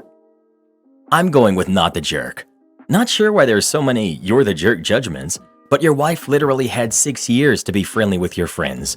Yeah, it hurts that she wasn't invited, But when she's had 6 years to be friendly and hang out to get to know your friend group, there's no reason for her to be mad that she wasn't invited when she didn't make the effort other than being cordial. Well, who do you think is the jerk? OP or his wife? Please let us know. Am I the jerk for refusing to pay for my daughter's plane ticket, but paying for my youngest daughter, who this vacation is dedicated to? Hello all. I have 2 daughters, Kate, who's 23, and Alexa, who's 16. Alexa, cancel. And Alex, who's 16. For starters, Kate lives with me rent-free and bill-free. She used to live with her mother full-time, but her mom kicked her out at 18. I don't blame her mother though. Kate was absolutely terrible in her teenage years. She was rude, disrespectful, and would steal and smoke and skip class, etc. Kate barely finished high school and was put in a continuation school. Since all of this happened though, Kate is doing a lot better. She didn't want to go to college, but she works at a fast food restaurant and is saving up for her own apartment. Alex, on the other hand, is the opposite. She's amazing in school, works, volunteers, and still has time to do sports and clubs. I'm extremely proud of her and feel as if she puts too much pressure on herself. Me and my girlfriend decided to surprise her on a vacation. Alex has always wanted to go there, and it wasn't as pricey as we expected. We planned this in early October. I told Kate about the vacation and asked if she wanted to come along, but she would have to pay for her own ticket. She said yes and would give me the money before Halloween. Well, she never gave the money to me, even after being reminded, so I booked the trip on November 1st for the 18th to the 21st of November. I told my daughter this Sunday at dinner, and she was very excited. Kate then said, "You'll have to cancel and hope they refund. I work those days." I told her she wasn't coming since she didn't pay. She was confused and thought I was paying for her. I told her that she was an adult who worked and lived free. Why would I pay? She got upset and said because she's my daughter, and that I was paying for Alex, so why not her too? An argument then happened, which resulted in Alex and Kate crying and Kate saying she hated me. Kate has been ignoring us until we apologize and pay for her ticket, which I won't. Well, yesterday Alex sent me a link to a video on TikTok where it shows Kate crying and explaining the situation, but she lied about a lot of things in the video and made Alex and I look like bad guys. The video got a lot of attention and support. She even opened up a GoFundMe where she received close to $500. I showed my girlfriend and we were both livid. Alex was also very upset about the comments, which fueled my anger. When she came home, a huge argument broke out and I basically kicked her out for the week. She's been posting on social media platforms talking about me, my girlfriend, and my daughter. My daughter even got some nasty messages on her social media. My girlfriend told me I'm in the right, but my daughter told me to just pay for the ticket. I want to know if I'm doing the right decision. So help. Not the jerk. One daughter is over 18 and has a job. The other is under 18 and in school. It's entirely reasonable to expect one to be able to pay her own way while paying for the one who hasn't had any opportunity to make money for herself. The fact that Kate is willing to lie about you and her sister on the internet for sympathy and money should tell you something about her character. You could even report the GoFundMe as being fraudulent. Kinda think everyone sucks here. Her reaction is pretty bad, but it kinda seems like you're stacking the deck against her for past behavior a bit when they're both your daughters. Mentioning about how Kate was absolutely terrible as a kid, even though you admit she's way better now, while you're extremely proud of Alex when that's not really relevant to the story, is a pretty big tell. I'd be upset too if I felt like my parents were totally favoring my younger sibling. Also, while sure, 23 is an adult, it's hardly some unusual event for a 23-year-old to still be living at home while they save up for their own place. It's nice that you're letting her live there rent-free, but she's not some random tenant. She's part of your family, and probably, and I would say rightfully, feels incredibly hurt that you're all going on vacation without her. You're obviously within your rights to say she has to pay her own way, and her reaction is immature, but you might want to look in the mirror a bit as to why her reaction is what it is. You're the jerk. Alex, on the other hand, is the opposite. She's amazing. You don't even try to hide your favoritism. You don't need to pay for your daughter, although I would for the sake of spending time together as a family. But you're in the wrong for so clearly favoring one kid over the other. Kate's surprise also makes me suspect you didn't communicate clearly about your expectations. How Kate responded is wrong, but I can understand how she'd feel hurt by her father's very open disappointment in her. You're the jerk. Not because you won't pay for her ticket. It's obvious from your writing that you've created a very toxic dynamic in your household. Alex, the golden child, and Kate is the black sheep. I have 2 daughters and could never imagine taking one on her dream vacation and treating the other like an unwanted deadbeat. Don't worry, usually the golden child grows up to be a super entitled adult who never takes care of family, and the black sheep, understandably, will want nothing to do with you either. Good luck in your future endeavors. Well, who do you think is the jerk? OP or Kate? Please let us know. Never ask a bunch of entitled kids on Reddit if you should pay for your entitled kid's plane ticket. Neighbors won't allow us to enjoy our backyard. We have retired neighbors who were friendly when we moved in. It started with a quick wave over the fence. It's now escalated to every time they hear any of us in the backyard, they rush out and stand at their fence until we have to pass them again. There's only one way in and out of our yard, to listen to them talk. We'll often say bye and walk away, and they're still talking. They'll often say, "Oh, all right, bye," as we close the door behind us to return inside. I always dreamed of having a big backyard, and I'm so frustrated that now we don't even use it. At one point, one of the neighbors broke their leg. This didn't stop her. Her husband came over, engaged us in conversation to stall us so his wife could come over too. She was hobbling along and complaining that she was in such pain as she leant on the fence. Now, before you think they're lonely, they're not. I see their kids and grandkids over often. The breaking point was we bought a new pressure washer and wanted to test it out in the backyard. We were out there with our daughter and she was oohing and eyeing. It was a cute family moment. Of course, the neighbors took their spot on the fence and started just yelling to speak over the pressure washer. It was crazy to watch. The only person that goes into our yard now is the lawn care guy.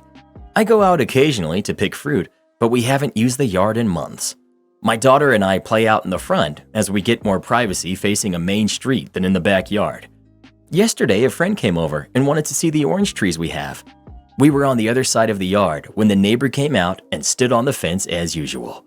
Even having a guest didn't deter her. I hurried my friend back inside as the neighbor essentially talked to herself. I can't stand people like that. Just because I'm in my backyard doesn't mean I want to have a conversation with you. If I want to talk to people, I come on Reddit. I don't walk out to go get the mail. It's sad how old people feel entitled to talk to you just because they see you somewhere. This is why wherever I go, I always have my headphones in. I don't care who you are. I have zero desire to talk to you. If they don't stop bothering you, I'd consider reporting them to the HOA if you have one. Rude boomers like this will never take a hint until you do something drastic. I'd even consider leaving a letter in their mailbox letting them know how uncomfortable you are when they harass you like this. And if it doesn't stop, you'll be reporting them to the proper authorities. Oh, how I love the people on Reddit. Please help me. My neighbors say hi every time they see me in the backyard, and I don't know what to do. This is what happens when a generation grows up on their phones and computers instead of going outside and being an actual human. So glad I grew up riding bikes around the neighborhood, having snowball fights, and TPing houses. As a result, I'm not afraid of my neighbors saying hi when I walk outside. Pregnant sister demands to move in with me. For context, I, 22 female, live in a 2-bedroom apartment. My sister, 26, is 6 months pregnant and lives with her boyfriend. Long story short, her boyfriend is a jerk. My family hates him. He treats my sister like crap, but every time she goes back to him. Every time it's the same story. They fight and break up, he kicks her out, she moves in with me. We talk about her relationship and future. She says she's not getting back with him ever again, etc. And then within a few days, she's speaking to him again, and then within another few days, living with him again. Rinse and repeat. Well, the last time it happened was the last straw. I was going on holiday with friends for 10 days, but 3 days before I was meant to leave, my sister shows up at my home with her bags. They've broken up again, but this time it seemed permanent. I comfort her for the 3 days and even offer not to go on vacation and she and I can spend the week together. She says no and insists I go on and enjoy myself. So I do. When I leave, she's still heartbroken and I still feel pretty guilty, but I've saved up for this holiday for a while and probably won't get the opportunity again for a while because of lockdown. When I arrive home, my apartment is a state. Dishes piled up everywhere, rubbish all over the place, laundry in every room, etc. It was filthy and I was angry. I run up to the spare room, and I find my sister and her boyfriend are in bed. The boyfriend that she was never getting back together with. I never gave her permission to let him into my home because I don't like him and I don't want him there. At this point, I'm angry, but I've also been traveling overnight, so I'm pretty exhausted. I calmly tell her to pack her stuff and both of them need to get out. They left with some fuss and didn't offer to clean or anything. The next day she comes around to get some of her stuff and I tell her that she's no longer welcome to stay in my home. She can visit during the day, but she will never be sleeping over here again. She took an attitude and said she didn't care. Fine, whatever. She wants to treat me and my home with that level of disrespect, then I don't have to go out of my way to help her out. So, when she got pregnant, my family basically reiterated to her that her boyfriend is not a good guy and she's leaving herself financially vulnerable by not getting her own place. He's manipulative, etc. Nothing is stopping her from getting her own place. She's just too lazy and wants everything handed to her. Well, I reiterated to her that if she wants to stay with her boyfriend, then she better not come crawling to me when he kicks her out again. She gets mad, says she doesn't need me anyway, etc. But I repeat it, making myself very clear. That brings us to now. She's 6 months pregnant. Boyfriend has kicked her out again and she has nowhere to go. Parents don't have the room for her or a baby, never mind both. I've repeated my stance from before and now she's calling me a jerk. Am I the jerk? Karen Aunt shows up in the middle of the night demanding to live with me. We recently had an election in the US. My aunt supported one side while her husband and adult offspring supported the other side. The election did not go the way that my aunt wanted it to. My aunt proceeded to flip out, breaking things and yelling at them. Her husband called the cops. The cops declined to arrest her for anything, but suggested that she find a different place to stay for the night. This happened yesterday in New Jersey. Fast forward to 2 a.m. today. Here I am sleeping peacefully in my home with my family, over 500 miles away from all of that drama. My fence alarm goes off, waking me up. I don't know if it's a bear or a trespasser. Turns out, my aunt cut the lock off of my front gate because she couldn't get in and I wasn't answering my phone. Why did she have bolt cutters in her car? So I ask her, "What are you doing?" She starts crying and screaming. Mind you, this is at 2 a.m. in a quiet rural community, about how the devil took her family and they threw her out. And she says that since she has nowhere else to go, I need to let her in so that she can stay in my guest room for a while. I told her one of my guildies is using that room right now. The room is occupied. The person came all the way from Texas out to West Virginia to hang out with me. I'm not going to toss them out with 30 seconds of notice because my aunt showed up. So she decides to call the police and tell them that I'm keeping her from entering her home. We're out in the woods, so the cops don't get here quick. 4:41 a.m., the cops show up. I see them talking to her in my driveway. She shows them the bolt cutters and the ruined lock. A few minutes later, the officer knocks on my door. Your tenant claims that I immediately cut him off, and I tell him that I do not even have a tenant. I own and occupy this structure. I offer to show him the deed. Well, this woman claims I cut him off again. What's the address on her ID say? At this point, the cop is upset at me. I can tell, so I try to de-escalate the situation. Look, man, she doesn't live here. She has never lived here. That's my aunt. She lives in New Jersey. Please check her ID card. The cop calms down a bit and lets me know that he will talk to her and then come back. About 10 minutes later, the cop comes back to my door. 3 of them this time, not just the one from earlier. One of them had stripes and a rocker on his arm, so I could tell he was important. He asks me if there's any way Aunt can stay here for the night because she's too drunk to drive, so he can't let her back on the road. I told him that no, she cannot stay here, but that I'm sure there's room in the local jail. The cop asks me if she can just sleep in her car in my driveway and leave in the morning. I told him absolutely not. When she wakes up in the morning, I would just have to call them to come get her off my property, so that would solve nothing. I asked them to remove her from my property. Long story short, her car got towed and she's in the drunk tank. No charges pending for the night. So much for sleeping tonight. My kids need to be up for school soon. Crazy how all the cops refused to arrest her. If you wanted to, you could have asked to press charges for destruction of property due to her taking a bolt cutter to your lock. Even more so if she did any damage to the gate, also for trespassing. This woman drove over 500 miles inebriated, trespassed on private property, destroyed private property, lied to the police, and still didn't get arrested? I would be pressing charges for the trespassing and the property damage, then remind her it would have been cheaper to get a hotel room. Well, what would you do in this situation? Would you have let your aunt stay with you or not? Please let us know. Absolutely not. Don't we all have at least one aunt or uncle who acts like this? Am I the jerk for refusing to drive my stepdaughter home after my husband voluntold me to? So my significant other and I have a daughter together, and he has a daughter with someone else. Admittedly, he has a strained co-parenting relationship with the mom. She's 5, and I picked her up to visit this morning. My significant other doesn't drive. We had a great day together and had plans to go for dinner. He called the mother and said we had reservations at 6 and she could pick her up after. We had some very mild snow in the area today, and the mother asked my significant other if he could bring her home instead because she wasn't comfortable driving. He told her yes without even asking me.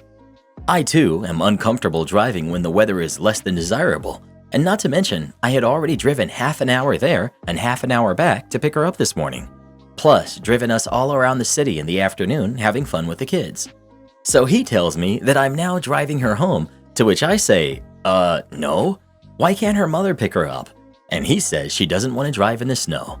So I say, well, what about me? You know I don't like driving in this either. Plus, I already picked her up, and you didn't even ask me. Significant other blows a head gasket in front of the kids and starts losing his mind on me, telling me that I'm being irrational and that I'm ruining everything. He also had some colorful word choices for me. I packed up both kids in the car and drove my stepdaughter home on that moment because I didn't want her to be involved in seeing her father acting like this. She was upset and scared and told her mother she doesn't want to ever come back to my house. The mom isn't upset with me, but my significant other is now accusing me of making his access to his kid even more strained. I told him he needs to be considerate of other people and stop making plans for others when he doesn't have a license, and that he should be asking me to do things instead of just assuming I'll play taxi driver. So Reddit, am I the jerk? Update. Significant other's parents think I'm a total jerk. They said I should have just kept quiet and dealt with it the following day instead of standing my ground, and that I should have cut significant other some slack. Not the jerk, but now you know why he is an ex and why they have a strained relationship. Yup, if OP is smart, she'll bounce before she has a kid with him and deal with the same BS as his ex has to deal with. OP, we have a 10-year-old, and we've been off and on since 2008. Try staying off with him permanently. So let's see. 1. Significant other lost his license for a DUI, got a 3-year suspension, even though a first offense is usually a year, which you didn't seem to find odd, and makes you drive him everywhere. 2. Significant other got a girl pregnant while you were on a break and broken up, and for some reason you got back together and are now taking care of this kid on his days. 3. Significant other, without asking you, agrees for you to drive his kid back to the mother in inclement weather. 4. When you object, significant other blows a head gasket and starts screaming at you. You've not mentioned anything about this, but is this guy employed? If so, are you expected to shuttle him back and forth to work as well? What exactly is he bringing into this relationship? Not the jerk for this, but you're the jerk big time for keeping this guy around. Not the jerk. Notice stepdaughter's mom didn't blame you because she knows what your significant other is. She probably feels sorry for you. Your significant other scared his daughter to the point that she doesn't even want to go back. That's your life now. Do you want your own kids to feel that way? This is more than driving in the snow. He needs anger management. Don't allow him to behave that way to you alone or in front of the kids. If he is always like this, you need to take the kids and leave. He didn't mind you risking everybody in the car in the snow and seemingly didn't ride with you. And does he not drive because he can't, or is it because he lost his license? Karen demands I make my house wheelchair accessible. I'm 22, female. My cousin is 24, male, and he's getting married next weekend. He proposed to his girlfriend, who's 25, on Wednesday and wants to get married by the next Saturday. They want to hold the ceremony at our grandparents' house, which I've the legal inheritance of. I've no objections to them wanting to get married there or anything. Also, there's no reason to technically rush the wedding, but they say they are in a very happy place and want to be married ASAP. Well, whatever rows their boat. They want to hold the ceremony in the backyard, and there's this platform of sorts where they want the wedding party to sit at reception. The thing is, one of their bridesmaids, who's about 24 or 25, is a wheelchair user, and so they want to add a ramp to the platform. Now the conflict is, they've asked me to get a ramp there. I've talked to the contractor who's done most of the furniture and stuff in that house, and he says he can only get to it next month. He's busy with some personal affairs. I told my cousin this, and he and his fiancée are very mad at me when I refuse to hire a different contractor or get a quick work done. I've offered to attach a temporary ramp, the detachable kind, which I could rent from a nearby shop instead. The bridesmaid is refusing this, saying she deserves a better accommodative and accepting facility.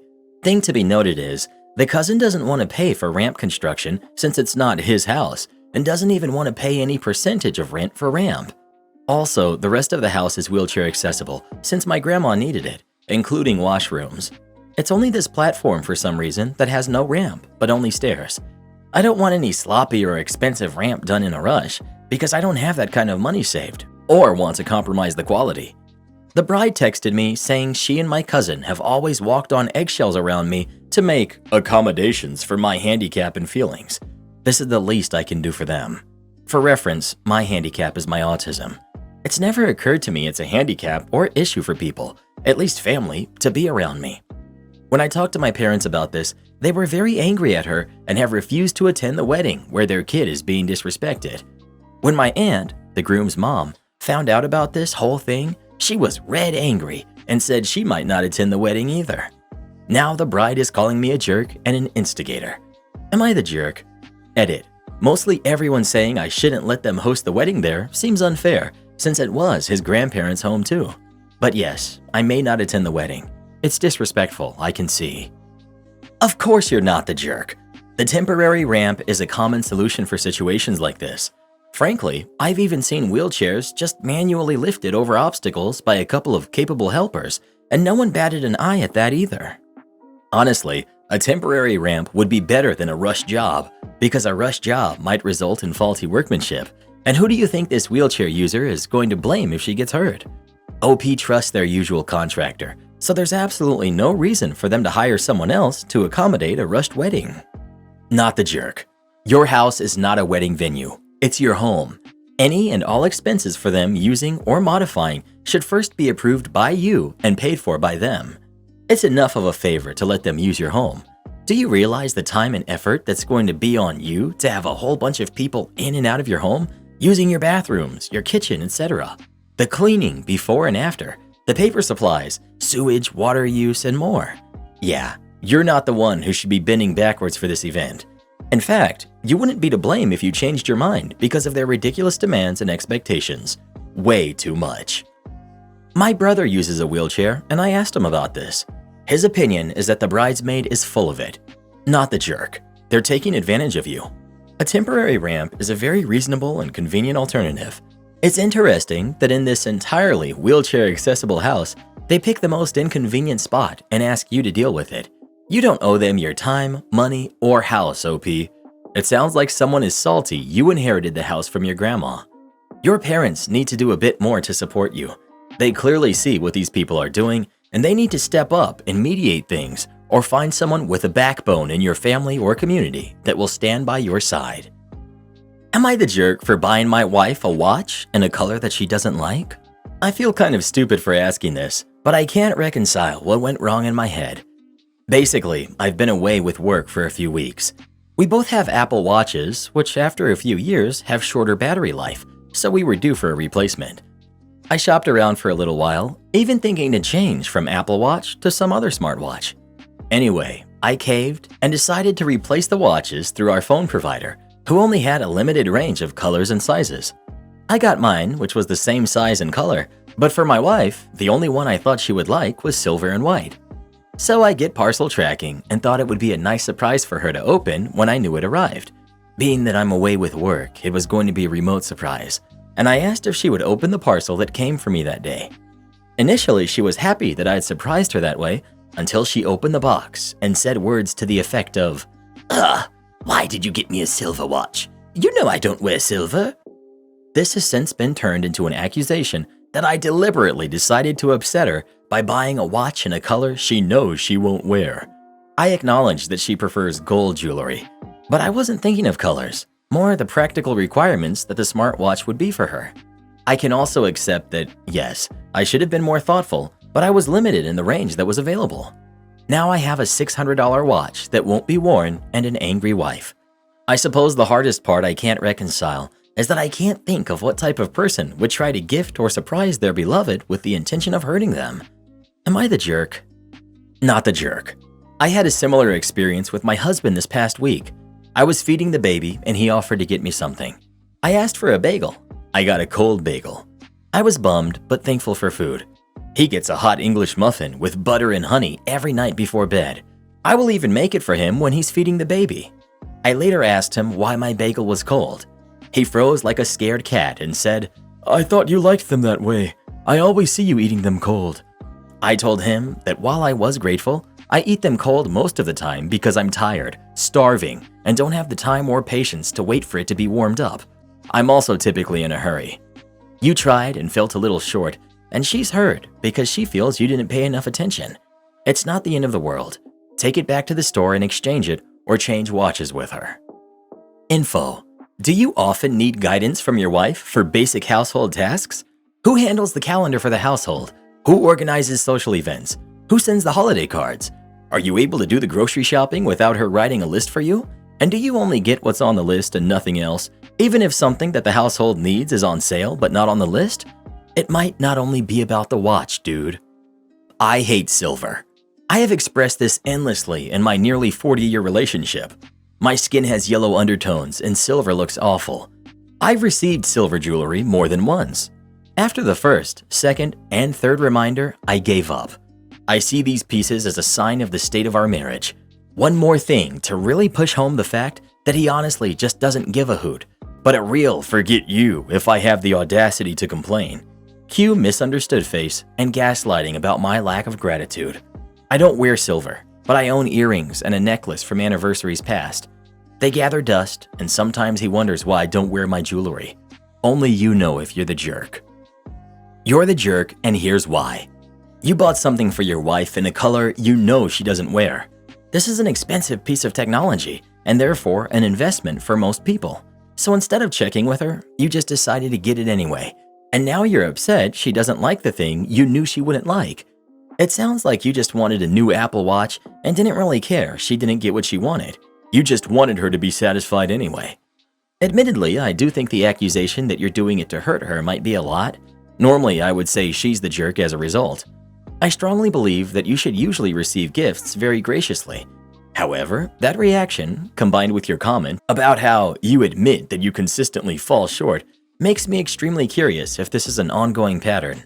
When you give someone something that they have to wear, like jewelry or clothing, you have to be extremely sure it's the size, color, and style that they would wear. Although I don't really believe in the love language nonsense, it sounds like she's someone who highly values thoughtful gift giving and receipt. There is, unfortunately, a long history of men giving inconsiderate gifts to women in their lives because of something they prioritized without checking in with them, getting their own watch, using their preferred provider, getting a deal, etc., about what her priorities were. I get that you were hoping to secure both of you an Apple Watch through this deal, but it comes off as, I knew she wouldn't really like it, but I'm upset she said I did it to hurt her, when the truth is I just didn't take her preferences into account. It sounds like you two are really communicating past each other around this topic. She doesn't feel sane and cared for in a way that she values, and you feel her reaction was an overreaction. You need to be able to talk openly and vulnerably about this, and talk about how you're going to avoid it in the future. Well, who do you think is the jerk? OP or his wife? Please let us know. Am I the jerk for not taking care of my sister's baby? I know the title sounds awful, but there's no other way to say it. I, 18 female, have a sister, 24 female, who just gave birth to my nephew, who's about 3 months old. To preface the situation, I do not know how to properly care for a baby. The formula ratios, how to change and clean them, nothing. I have no experience with kids at all. On to the story. My sister comes to my mom's house, where I live, to ask my mom to watch the baby for a while so she can go get some groceries. I tell her that my mom isn't home and won't be until late since she was at a friend's wedding party.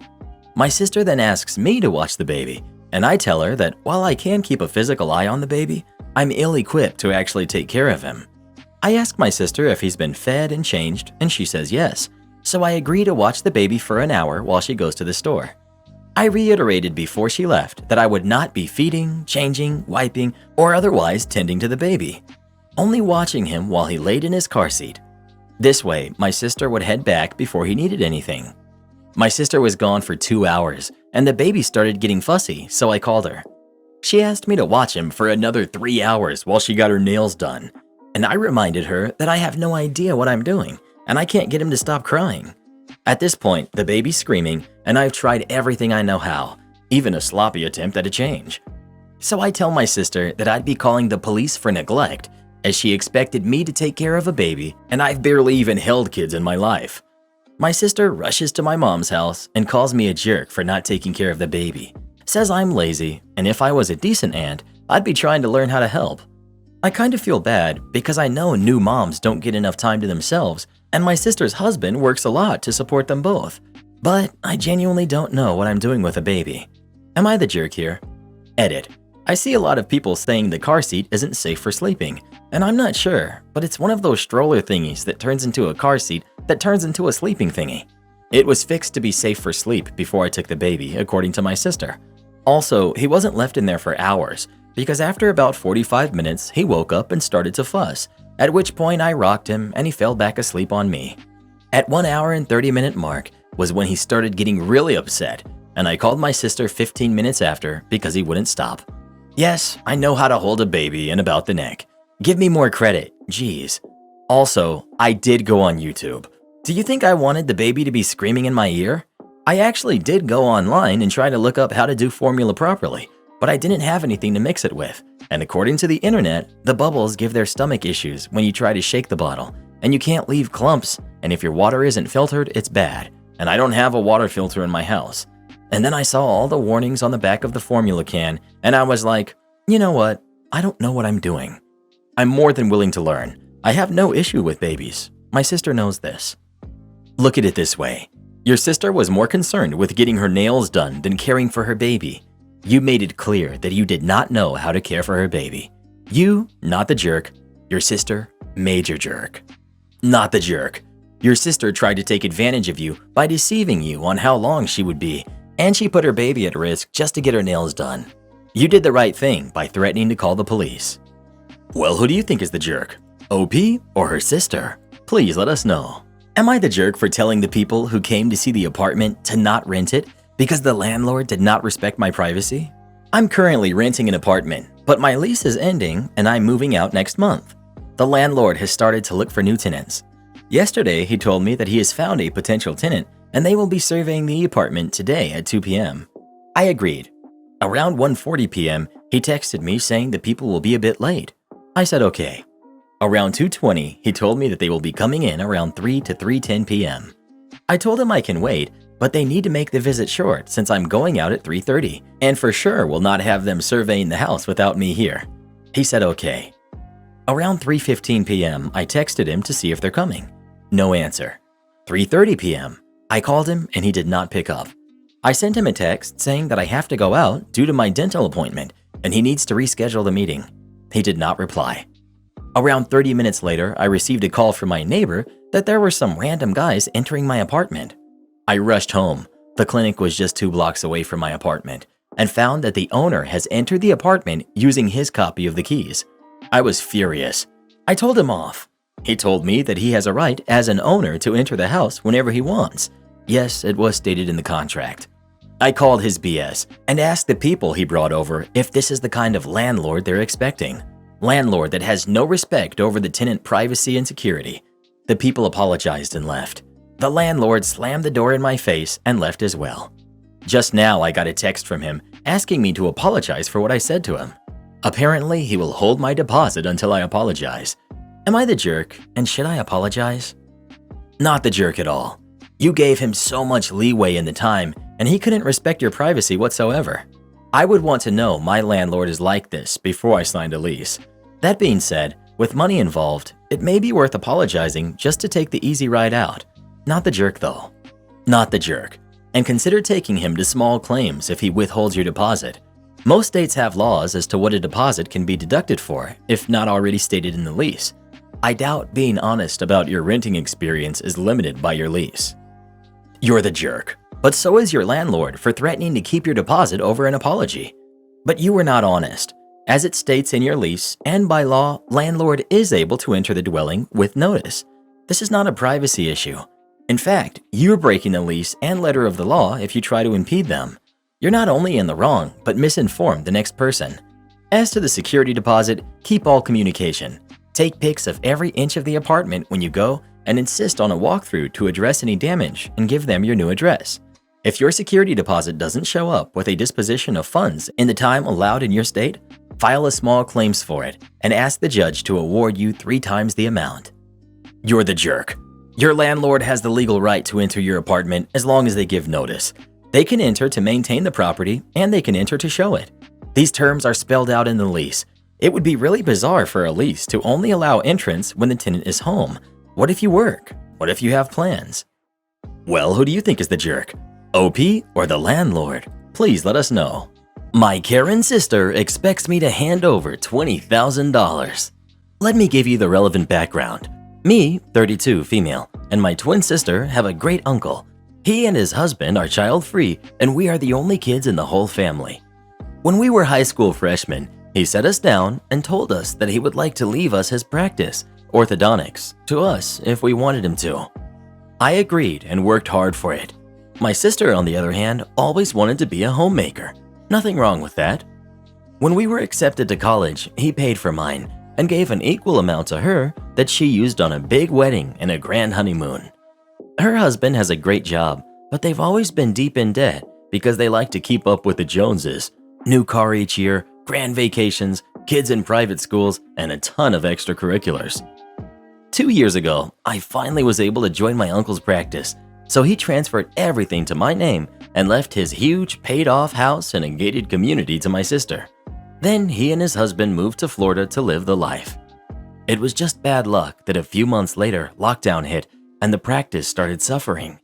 And that's when my sister started on the gloating about how she was the smarter twin in the end, how she ended up with a paid-for house and a great family, while I was an old maid with a worthless practice. I ignored her remarks the same as I've been doing for years.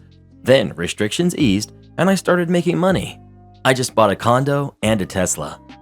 2 days ago, she invited me, then she asked me for $20,000.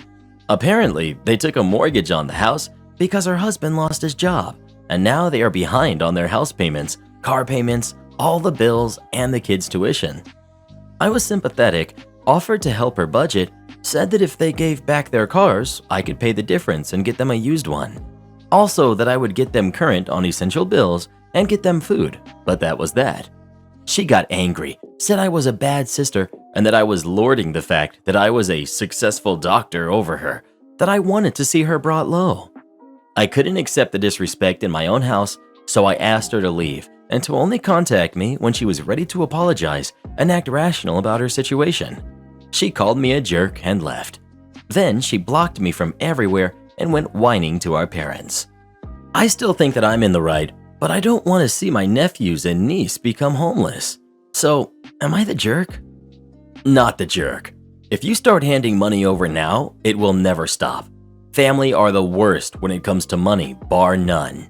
If she's not willing to shift and budget, she is literally just wanting your money. It has nothing to do with keeping a roof over her head.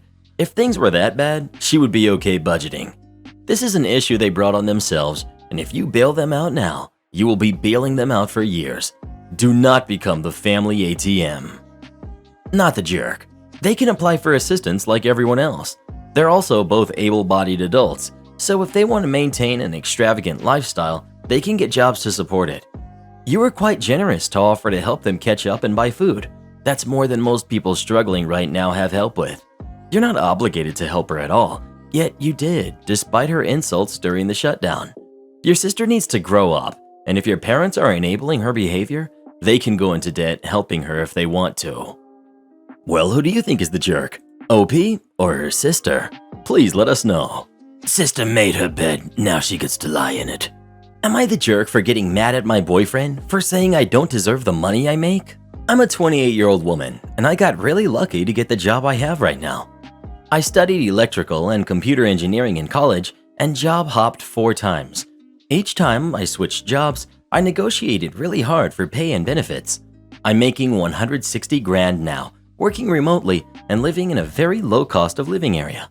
It's a really nice gig, and I recognize I'm extremely lucky to have interests that line up with a super well-paying industry, and super lucky to have been able to go to college at all. But despite that, I feel like I did work to deserve it somewhat. College was super demanding and difficult. My first few jobs had grueling schedules, and I feel like I'm being paid more for the knowledge I built over all that time. But still, I have to admit, it's pretty cushy. I never work over 40 hours a week. My coworkers never contact me about work outside of my 9 to 5. I get paid stupid good money for it, and I have 2 months vacation time. So, on to the conflict. My boyfriend used to work outside the home. He's an IT admin at a large company. But because of the lockdown, his job became partially remote. So we're working out of the same house, and I think he sees how different our jobs and pay are. He makes 65 grand a year and works a lot longer hours. He usually starts his day at 7 or 8 a.m. and works until 6 or 7 p.m. He more often has to work weekends to do IT stuff, and he's on call for emergencies with his personal phone.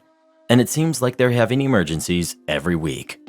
So, since we've been working from home together, he makes comments about it occasionally, like, "must be nice," kinds of things. Recently, he's gotten more frustrated with me though. Yesterday, I had a bad headache, so I told my boss that I was going to be away from my desk for a while since I wasn't feeling well. I blocked out a 2-hour meeting on my calendar so people wouldn't try and reach me, and I took a nap.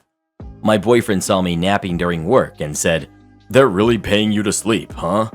I snapped at him, saying that they were paying me for my skills and that I didn't care for the way he had been talking about my job.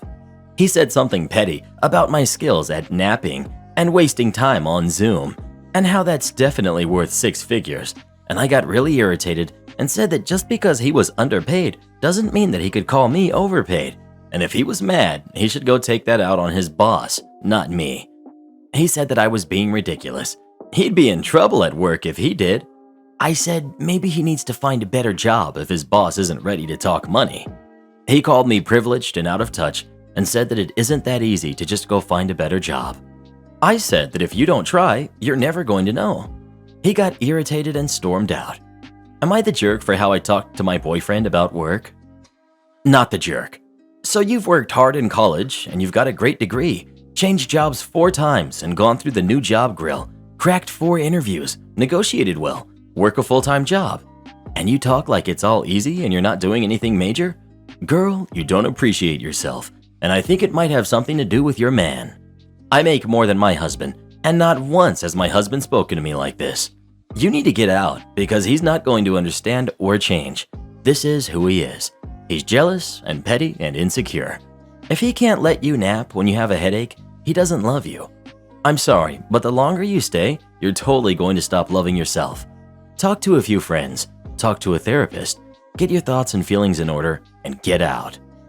Karen mother-in-law demands to buy us a house that we don't even want.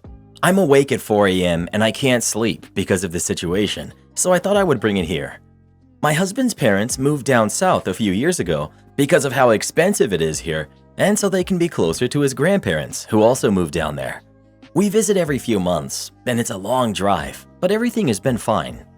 I'm 7 months pregnant with our first baby, a girl. Ever since we told his parents, they've been making comments when we talk to them about the distance and not seeing their grandbaby much. I just ignore them because it was their choice to move, so nothing I can do about that. Last week, his mom asked to FaceTime with us because she has something exciting to tell us. A house in their neighborhood is up for sale.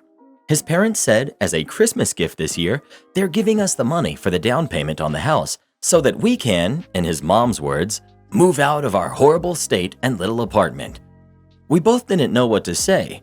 We've never had any plans to move to another state, and never even implied that it was something we would consider.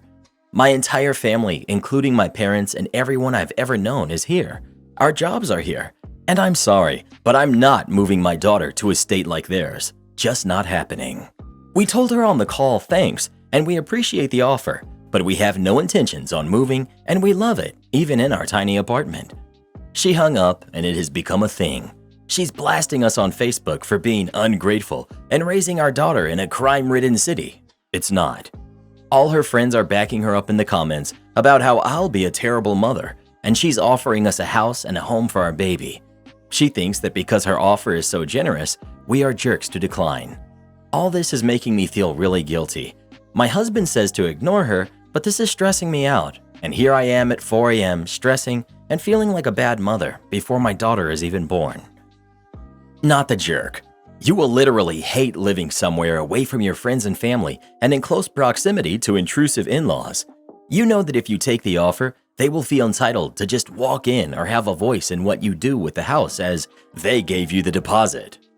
Her assumption that she can just move you out says a lot, but the fact that she's blasting you on social media for not doing what she wants tells you everything that you need to know. You have nothing to feel guilty about. She thinks because she wants to see your baby, she has the right to demand you uproot to where she decided to move to and castigate you when you refuse. How to build a great relationship with your new grandchild? Not the jerk. My daughter wants me to pay for her expensive college tuition for a career that doesn't even pay anything. I'm 49, male, and I have 2 kids, Jake, who's 23, and Nikki, who's 17. Their mother and I are divorced. I have full custody, and she sends no support. Both of my kids are good kids and good students with good grades. Jake got into his dream school, but didn't get any scholarships. His undergrad school is one of the best schools in our part of the country, and it's expensive. I didn't want him to take out loans and have to carry debt, so I'm paying for his tuition and living expenses. The total cost is roughly $50,000 a year. He's following in our family tradition and is pursuing a career in dentistry. I'm not a dentist, but we have about a dozen dentists and oral surgeons in our family. I will also be paying for his dentistry degree. While I know it will be costly, I view this as a good investment, as he'll have a starting salary of about $120,000 as a dentist in our area. If he decides to become an oral surgeon, his starting salary will almost double that figure. Nikki is a senior in high school. Like her brother, she's a good student and will have a good chance of getting into her dream school, but she has a low chance of getting any scholarships. Her dream school is also a very good one, located in the middle of a very expensive city. Tuition and living expenses will be roughly $75,000 a year. The problem is that she's dreamt of being a teacher since she was little, and she's made it clear that she will be an education major because she wants to be a middle school teacher. The other problem is that the salary for middle school teachers in our area is $48,000 to $60,000 a year. I fully realize that she can move and work elsewhere, but I can't imagine there are many middle school teachers in the US making 6 figures. I don't view paying $300,000 plus for a career that tops out at $60,000 a year as a wise investment. I told my daughter that the state school that's 2 hours away has a good education program, and her in-state tuition and living expenses will only be about $20,000 a year. I view paying $80,000 for a teaching degree as a much better investment. I've tried discussing the matter with Nikki, but she gets distraught every time I've brought it up. She cries and accuses me of favoring Jake and being a jerk, which is not true. I told her if she picks a major with a $100,000 starting salary, I'll gladly pay for her to go to her dream school, but there's no way I'm paying $300,000 for her to be a teacher. Now she's got family members involved. Some are staying out of it, some agree with me, and some are telling me not to play favorites. I feel terrible, so I'm beginning to doubt myself. Am I wrong? Edit to answer a few recurring questions. I thought it made it clear, but apparently I didn't. I'm not limiting Nikki's education to $20,000 a year. I told her that's the max I'm willing to pay for her education degree. I'm more than happy to pay $75,000 a year if she picks another degree that will have a better return. For a while, she thought about being a doctor and fell in love with England. We have family there. So I even offered to pay for her to go to Oxford, which will be double the cost of her brother's tuition.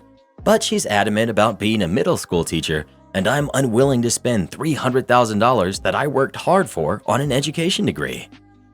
You're the jerk. This whole post reeks of favoritism. I hope the dentist switches to an art major halfway through. The fact that OP made this post and hasn't considered himself a jerk is completely alien to me. I wouldn't like him to be my dad, that's for sure. You're the jerk. To be fair, you should at least pay what you're paying for your son's education and let her take out student loans for the rest. You're the jerk. You are clearly favoriting your son here. He's following the family traditions, and you're happy to take on a load of debt for him, but you won't do the same for your daughter because her career choice is a problem. You only take on debt for your kid if they do the careers you want them to do. Go back to your daughter before you lose her.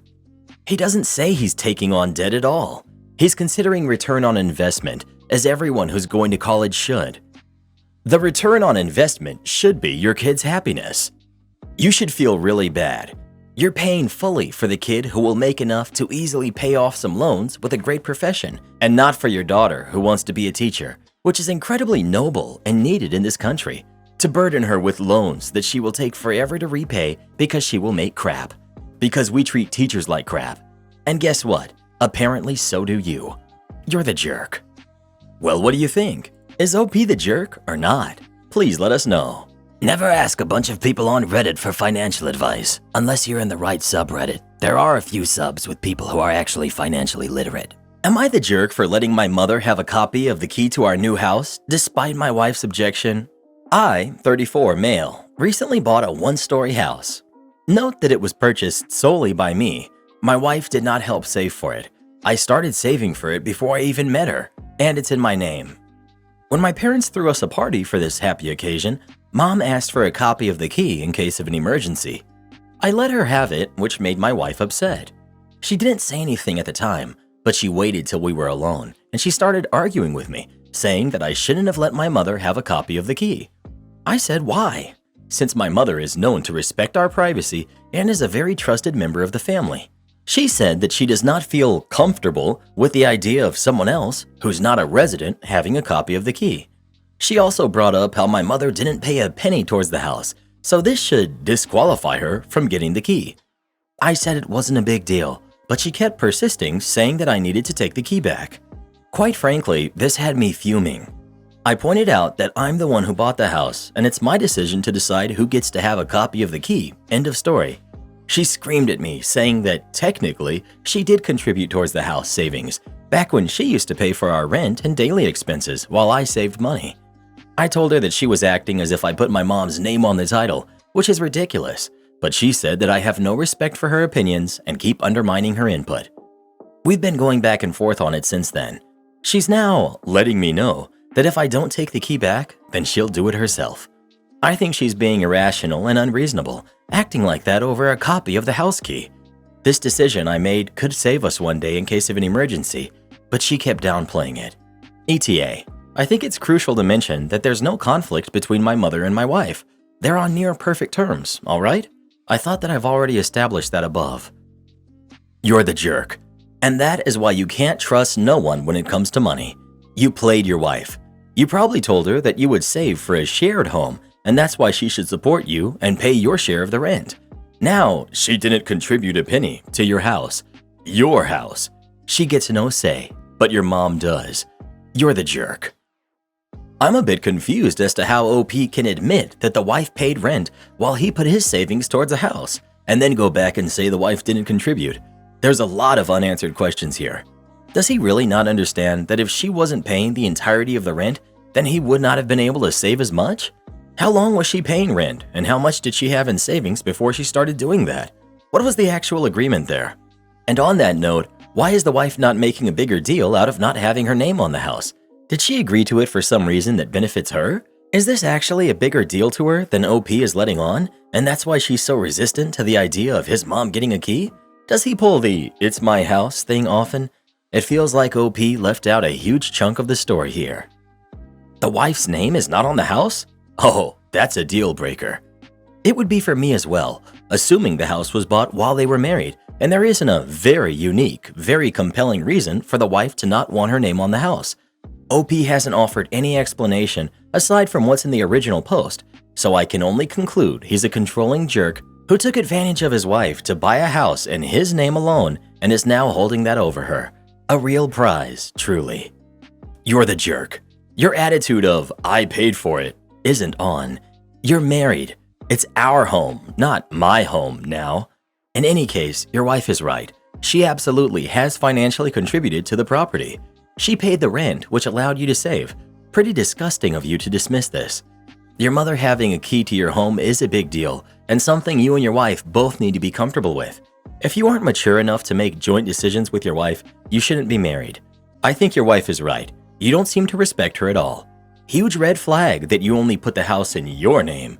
You've basically used your wife to enable you to do what you want. Not the jerk.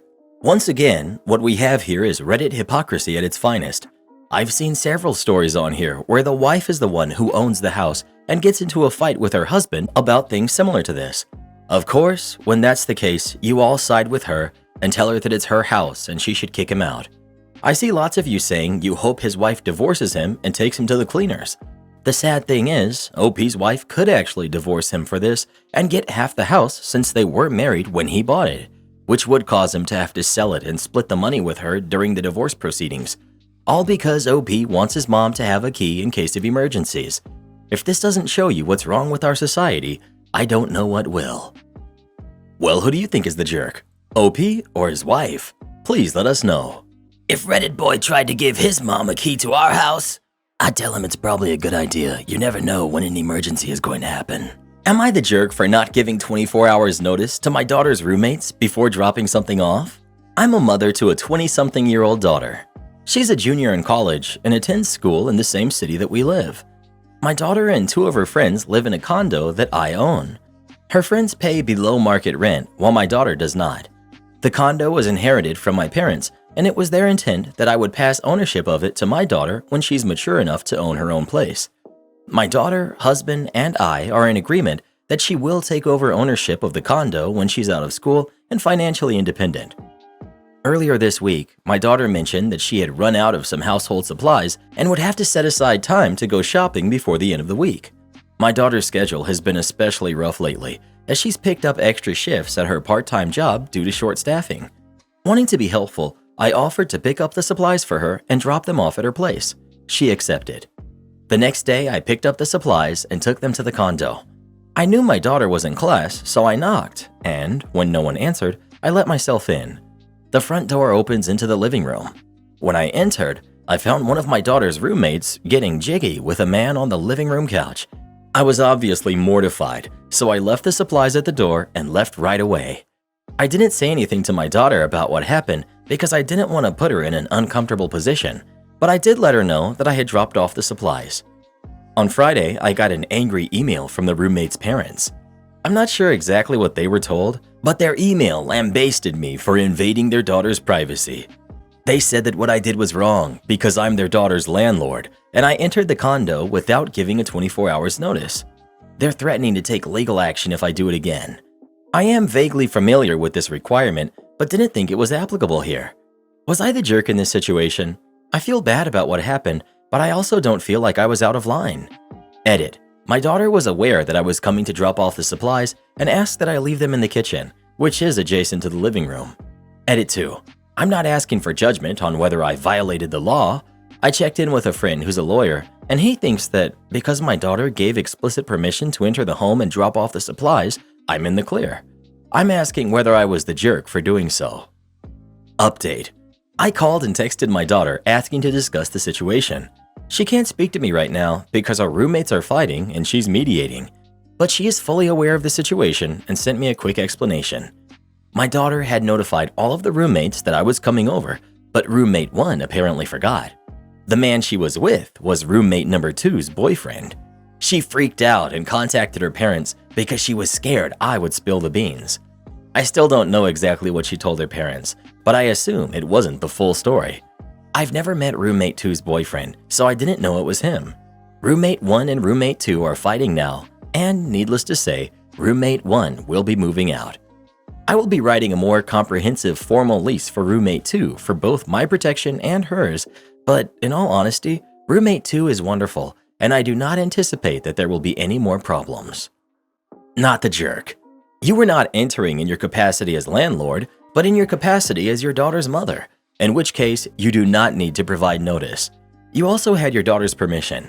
Roommate had no expectation of privacy from her roommates who could have walked in at any time, regardless of whether they had a class scheduled or not. She shouldn't have been doing this on the couch out in the open. Edit. For all of those that are claiming that OP was a jerk for not giving 24 hours notice, given that she is both landlord and mother, This logic would then suggest that OP would have to give 24 hours notice to the other two roommates before entering the unit, even if she was accompanied by her daughter, whereas the parents of the other two roommates could enter without any notice to other roommates. This is just warped logic on so many levels. Anybody doing this sort of thing on the living room on a shared apartment should have no expectation of privacy.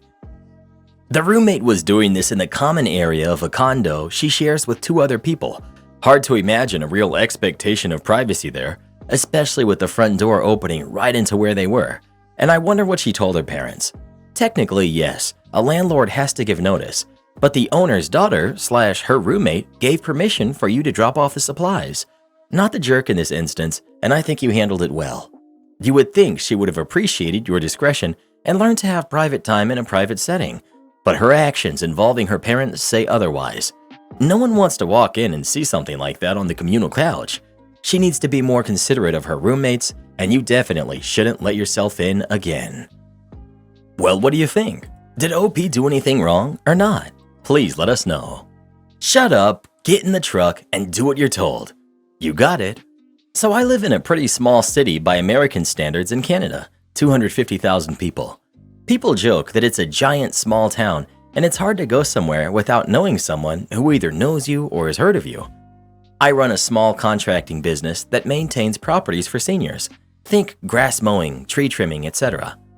In the winter, there isn't a lot going on, so I lay off the summer crew and usually bounce around to different companies to help them with their snow removal. I hold a CDL as well as equipment operator license, among others, so most of the larger companies know me and are more than happy to have me around.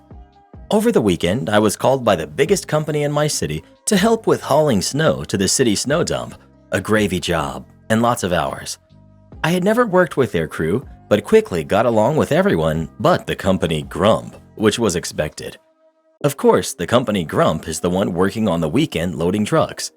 After the first location, he gave me some cash to get us coffee. I meet him at the next location and hand him his drink. He takes a drink and noticed it's wrong. He gets out of the Bobcat and throws the full extra large coffee into the distance, getting caught by the wind, spraying me with the liquid, all while losing it on me. I decided to just let it go. Everyone has been working long hours, and well, some people in construction are just giant man-children.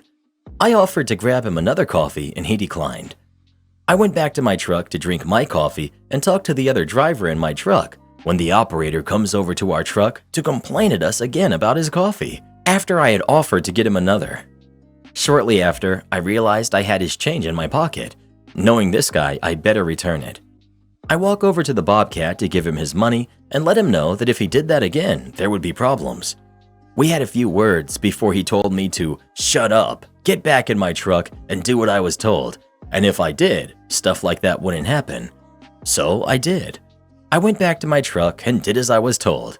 Little did the operator know, he's been on thin ice, and I was told by his boss to let him know if we had any problems with him. Furious, I jumped in my truck, called his boss, and went home. Not even 20 minutes later, I get a call from his boss telling me they fired him and begging me to come back. Moral of the story is, treat each other with respect, especially in the workplace. Am I the jerk for calling the cops when my father lent out my car? I'm female, 32. My father, who's 56, lives with me. After my mom passed a few years ago, he had trouble dealing with life, and I tried to help him out. I had a spare room, and I said he could stay there. My siblings and I cleaned up my parents' house, and we rented it out, with his 100% agreement. The money covers the mortgage and lets him contribute to my household budget for food and utilities, and he has a little money every month, so he doesn't have to go into his savings or retirement funds. He could go back to work, but he hasn't. I'm not a mental health professional, but he won't go to one either. I think he's just depressed, but I can't make that diagnosis. I work from home and only occasionally meet clients for lunch or at their workplace, so my car usually sits for days on end. My father got the idea that I didn't really need a car for myself, and when my aunt's car broke down, he started letting her borrow mine, without my permission. I told him that if he wants to lend out a car, he should lend out his car. He drives a very nice full-size truck. He said that my aunt is uncomfortable driving it. I said that I didn't care and that I needed my vehicle to be available. He said that family helps family. I said my car was mine and not to be lent out. I spoke with my aunt and told her to stop asking for my car. He decided to test my patience. He trapped me in the garage with his truck and left the house one day that he knew I had a meeting. I had to Uber to the meeting. I was almost late. I was absolutely livid. When I got home, his car was still there, but my car was gone. My aunt had needed it for appointments. I told him that it's time for him to move out. He isn't just inconveniencing me now. He's actively sabotaging my job. He cried that he was sorry and wouldn't do it again. I gave him one last chance. There were no problems until yesterday. He lent out my car so my aunt could visit her kid. He had had a key made. I saw that my car was missing and I did not even ask. I called and reported it stolen. My car has a tracker in it because it's not paid off. It was easy to find. I, in the meantime, had turned off my phone and gone shopping. I was unavailable when everyone started calling me to tell the cops that my aunt has my permission to take my car. I feel bad for wasting the cops' time, and my family says that my aunt was traumatized. My dad is moving in with her now. I did drop the charges and clear everything up, but my family is still mad at me. I'm mostly mad at my father, but my aunt bore the brunt. Not the jerk. Your aunt knowingly took your car without your permission.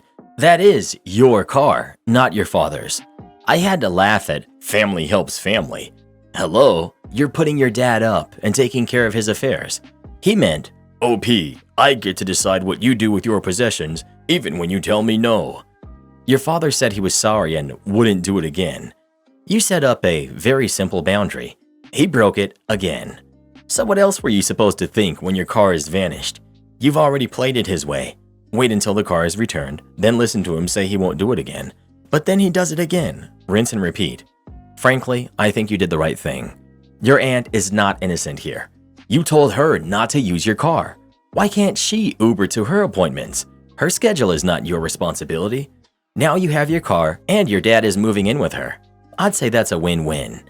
You've done way more than your share. Info. Do you think your aunt will now somehow find it within herself to drive your dad's truck and not feel uncomfortable now that it's her only option? Am I the jerk for telling my fiancé's family that he's unemployed after they kept implying that I was a gold digger? So my fiancé, male 33, comes from a well-off family. I, female 29, come from a working-class family. My fiancé's family are nice, but they can't help throwing comments at me about how I might be a gold digger. For example, if he buys me something, they'll go, "Oh, Jason bought you that? You know what this looks like, right?" And or, "Wait, Jason paid for this? Only gold diggers make their partners pay for their stuff all the time, just saying." It's so demeaning, and my fiancé does nothing to stop it. Especially now that he's in a bad place in life after he lost his job. And since he's keeping it secret then, I'm the one paying for everything. This has been going on for 4 months. Last week, his parents invited us for dinner, and he insisted that we go, so we went. At the dinner table, his mom grabbed my hand, literally while I was eating, and looked at my bracelet and went, "Oh, this bracelet looks really nice. Did Jason pay for it?" I nodded and reminded her that he bought it for me as a birthday gift last year. She was like, "Wonder how much it cost."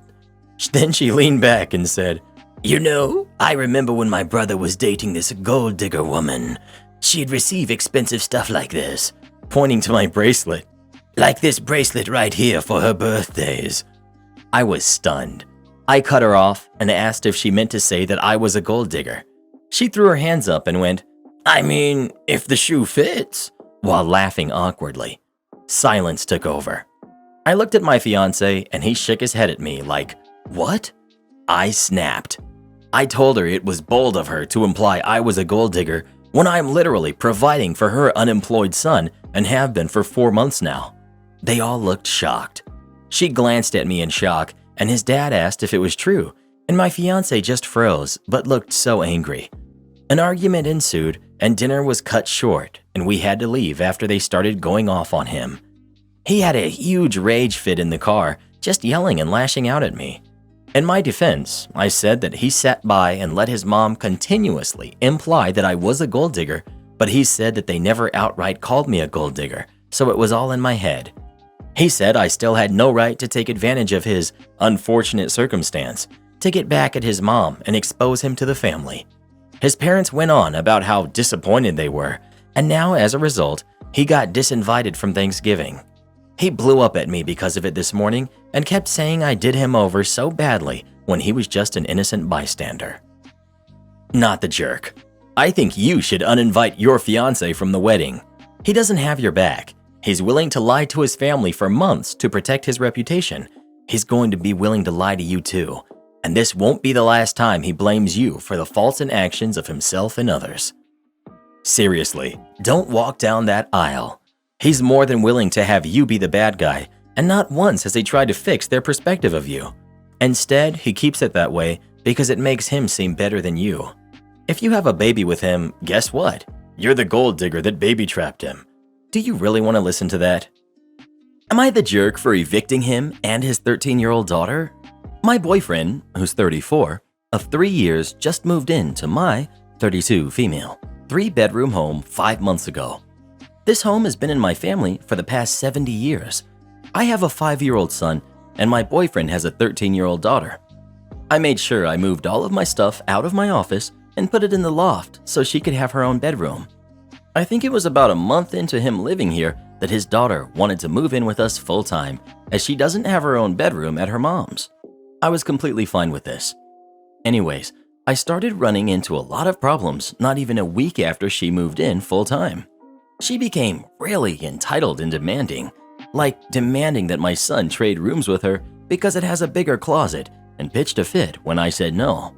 Or demanding we buy her expensive clothes or makeup because I'm a real estate agent and I have loads of money. Call me crazy, but I'm not about to drop $120 on a pair of ripped up jeans or drop $200 on 3 pieces of makeup.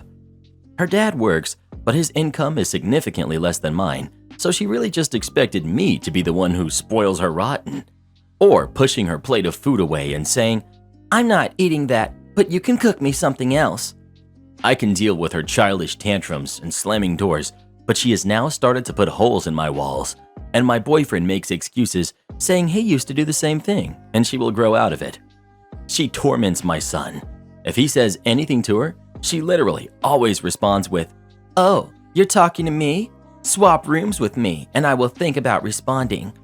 Her dad literally never attempts to correct her behavior, and I'm told I'm being too harsh if I do. The tip of the mountain for me here was 2 weeks ago. There was a foul smell coming from her room, so I asked her to clean it because you couldn't see the floor. She said, No, it's my room, so I don't see why you have any say on how I treat my personal space." Her father actually agreed with her. 3 days later, the smell had become so bad that I lost it. I told her to clean it or she was moving out.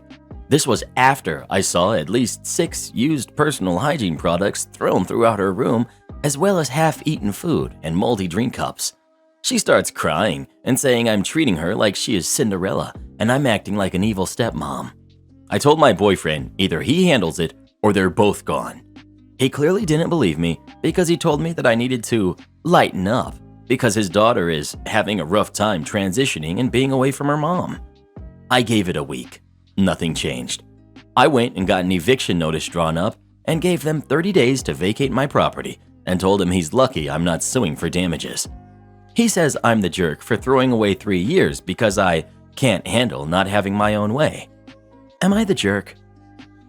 Not the jerk. Oh heck no. He's a bad father for letting his daughter behave that way and then getting angry at you for putting your foot down on her greedy and disgusting behavior. Yeah, bye. Like father, like daughter. You're definitely not the jerk here.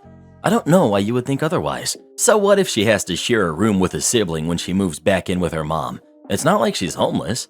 I mean, I feel like maybe she'd benefit from therapy and learning some empathy, but this is so beyond the pale for a parent to deal with, especially when she's allowed to get away with it.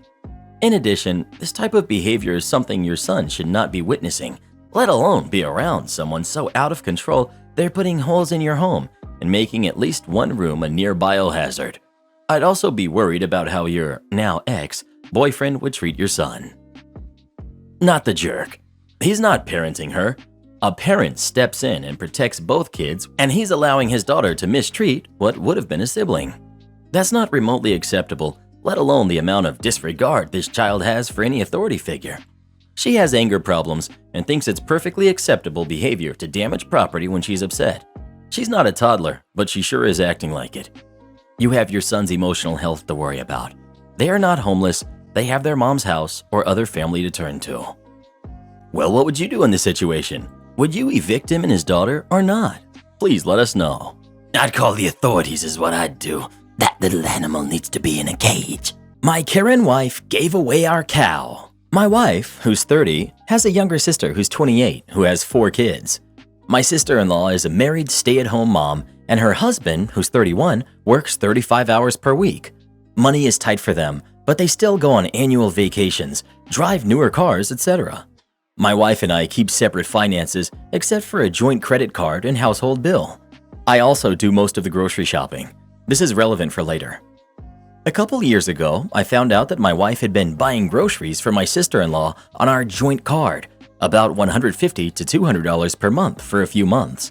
She said that her sister had come to her saying that they were tight on money and that she needed help feeding their kids. This is about a month after they had just gotten back from one of their most recent vacations to Mexico. I told my wife in no uncertain terms that I am not supporting their family. She argued with me, saying that we could more than afford it. I replied that I don't care if she wanted to support them, but that's her business. My wife stopped buying them groceries on our joint card after, but I'm sure she told her sister about it because sister-in-law has been standoffish since. In the last few months, grocery costs have been increasing thanks to inflation.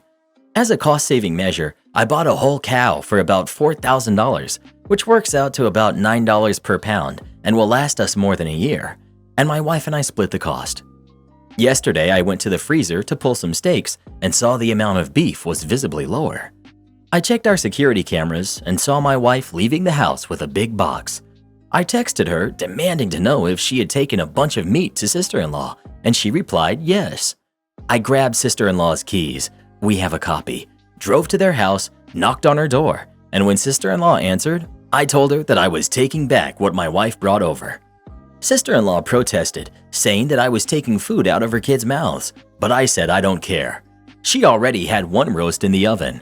I went to their freezer and they had about 40 to 50 pounds of ground beef, steaks, and roasts from our cow, including a couple prime rib roasts. I grabbed it all except the roast that was in the oven and I drove home. My wife yelled at me, saying she couldn't believe how selfish I was and that sister-in-law called her crying. She also said that she paid for half of it and so she could do whatever she liked with it. I yelled back, saying, "You don't get to decide to give away anything that we pay for together," and said that she acted like a sneaky thief for doing it behind my back. My wife is still angry at me and says until I apologize to her sister, return the meat that I took back, and apologize for calling her a thief, she won't even speak to me. I may be the jerk because my wife pays half the groceries. I think your sister-in-law is lying to your wife. They take vacations. How does your wife not see that she is playing her? Next, if she really is hurting for food, then there is help out there. Not the jerk, but you shouldn't have called your wife a thief. She was in her mind helping. His wife is stealing from his family. She is a thief. It's her family too. Then she shouldn't eat anything at home since she's giving away her share of it. If she wants to help that much, use her money. OP said they have separate finances, not with the household. Being charitable with someone else's money is so much easier. Not the jerk, but at this point, I would get another fridge and lock it with my own food and go separate on groceries as well. Not the jerk. I would have done the same thing you did. Your wife can only be upset with herself for doing what she did. Your sister-in-law is obviously not hurting for money as much as she says she is. She's just trying to take advantage of you to save some money for stupid things probably. Not the jerk. Both of you paid for it. It is assumed that it was going to be used to feed your family. OP's wife is free, of course, to help her sister, but she should not force OP to do it too. She forced him to do it when she took something both of them had paid for and gave it away. If she wants to help her, which is perfectly understandable, she should do it out of her own money, not with the joint bank account. If wife wants OP's help as well in this issue, she can try to convince him to chip in, but OP is free to say no as well. Well, who do you think is the jerk? OP or his wife? Please let us know. Never let anyone use you for your money. If you do, the only person you have to blame is yourself. 10,000 steps a day or else. Years ago, long before smartphones or Fitbits, a coworker of mine, Bob, had a relatively mild heart attack. We joked in secret that it was caused by his wife, but the other secret is we weren't really joking. She was awful. She was just an intolerable person and no one liked her. I'm pretty sure Bob didn't like his own wife. If he did, it was probably Stockholm Syndrome. At any rate, when Bob returned to work, he returned with a pedometer clipped to his belt. Every day, Bob would walk as much as he could when he wasn't pinned down at his desk, but he was suffering and his work was suffering. As his supervisor at the time, I figured he was struggling with his recovery, so we just moved a lot of his work to others and left him with the cases he specialized in. That worked for everyone, because those cases drove others nuts and he was a whiz at them. His other work was comparatively easy. However, at the end of his first full week back, the issue became more clear. I overheard Bob's wife going off on him in the parking lot because he didn't meet half of his steps goal. Turns out, the pedometer didn't come from his doctor, it came from his wife. She was demanding that Bob increase his current around 4,200 steps a day to somehow 10,000 steps a day. This will read at least 10,000 at the end of every workday, or it'll be your head, were her words. Now, Bob was a tall guy with a long stride, so she was somehow expecting him to fit in over 6 miles of walking during his workday while recovering. But you know, since he had had a heart attack, maybe she was just looking out for him, right? Nope. His doctor had actually cautioned him against overdoing it. He was only supposed to be walking 1.5 miles a day and not all at once. But his wife wasn't having it. She demanded more, and he tried, but wasn't doing so well. After another week of this and another chewing out in the parking lot, we developed a plan. Bob's pedometer just sat on the corner of his desk while he was working. If anyone had to walk down the hall or to the other building, they had grabbed the pedometer on their way out of the office. Bob did have to tolerate another couple of chewings because we ramped him up to 10,000 steps instead of just jumping straight there. We figured that would be suspicious otherwise. In the end, Bob got his 10,000 steps every day. Well, Bob's pedometer registered over 10,000 steps every day, and almost 1/3 of them were actually his steps. Bob was overjoyed to have the help, and we were all willing to keep the secret because we were frightened of her turning on us. Teamwork makes the dream work. Am I the jerk for asking for a morning off for my baby on the weekends? My wife and I have a 6-month-old baby girl. She's mostly a stay-at-home mom. She works 2 half-days a week, and her sister watches the baby. I work full-time and go to school 1 day a week. We've always had an arrangement where she takes care of the household duties, cooking, cleaning, and now baby care, while I happily support her monetarily. Honestly, we're both living our dream life, and my wife does an absolutely spectacular job taking care of me and our little one. On the weekends, we share baby duty. We usually make sure each of us gets our own alone time to do whatever we want. However, our girl has hit a little bit of a sleep regression, waking up every 2 hours. Since my wife feeds naturally, she's always taken care of the baby full-time overnight. She's a light sleeper and unfortunately has insomnia, whereas I'm a deep sleeper and wouldn't wake up for baby cries anyways. Recently, my wife has been asking me to wake up with the baby both days on the weekends so she can get an extra hour of sleep. Baby wakes up around 7 a.m. I get the baby dressed and take over for that hour. But sometimes, I want to be the one that gets to sleep in an extra hour. I brought this up to her, and she says while she's happy to let me nap during the day, she really needs that hour because she can't nap like I can. We got into an argument about it, and she said I'm being very insensitive when I know she is very exhausted and can't nap during the day, and she struggles going back to sleep every time the baby wakes up. But I'm exhausted too. Work wears me out, and school days are long, and I sometimes want the hour in the morning. I don't want to spend my off time napping. I want to play video games and chill out. I've gotten mixed opinions on who's in the wrong here, and if there even is anyone in the wrong. Am I the jerk for asking us to share mornings off for sleep? You're the jerk. If she's taking all the night duty because you don't wake up, then you get the morning duty when you do wake up so she can catch up on her lost sleep in the night.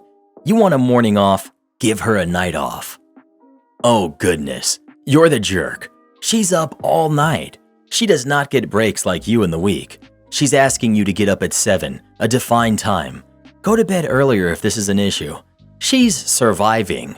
I doubt she's living her dream life if this small request has been so poorly supported by you. You're the jerk. You don't think she wants to just chill out and do something on her own time? She's working too, by not just going to work, but also taking care of the baby. The least you could do is give her some time to sleep in. She's right, you can nap and do whatever. She can't.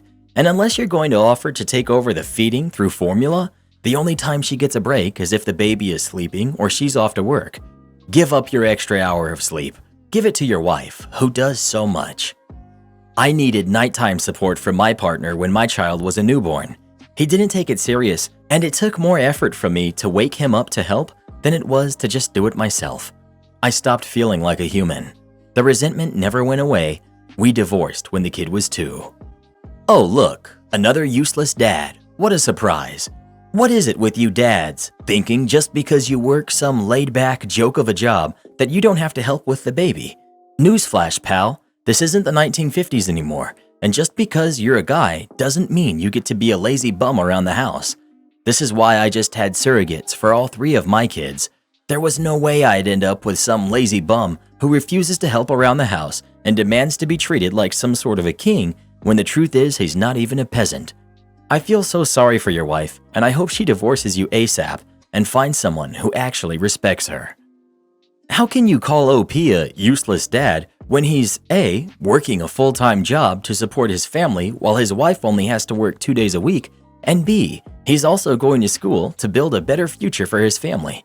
It seems like some of you think the dads in these stories should just shut up and do whatever their wives tell them to, regardless of how they feel about it. Communication between couples is important, and both sides should be able to share how they feel about something, then work out a solution together. Some of you just seem so bitter and like you're just looking for someone to lash out at.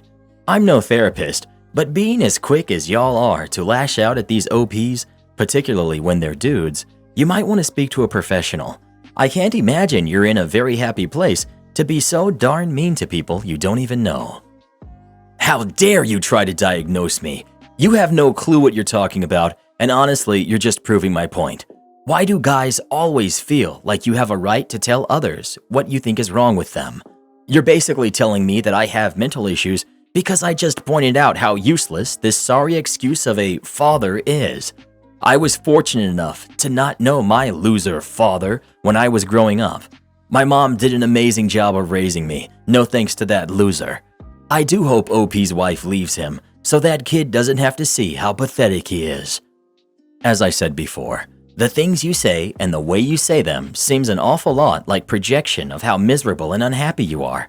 I feel bad for you and the rest of these Reddit people who think the way you do. And since you wanted to assume I was a man, I'd like to inform you that I'm actually a woman. I'm married to a man who works full-time so that I can stay home and raise our 2 daughters. My husband and I get up around the same time on the weekends, but if he ever asked to sleep in, the only thing I'd ask him is what time would he like me to wake him up. If you don't appreciate the man who works a full-time job in order to provide for you and your kids, what can you appreciate?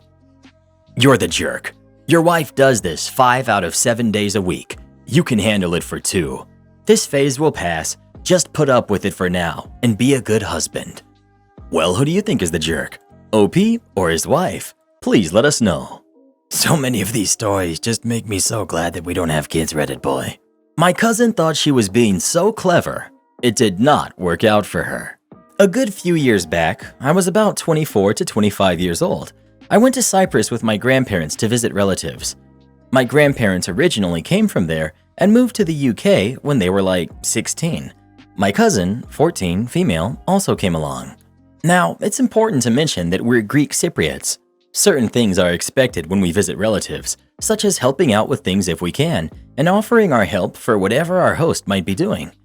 It's also worth mentioning that I have a sight problem, but I'm extremely independent in spite of it.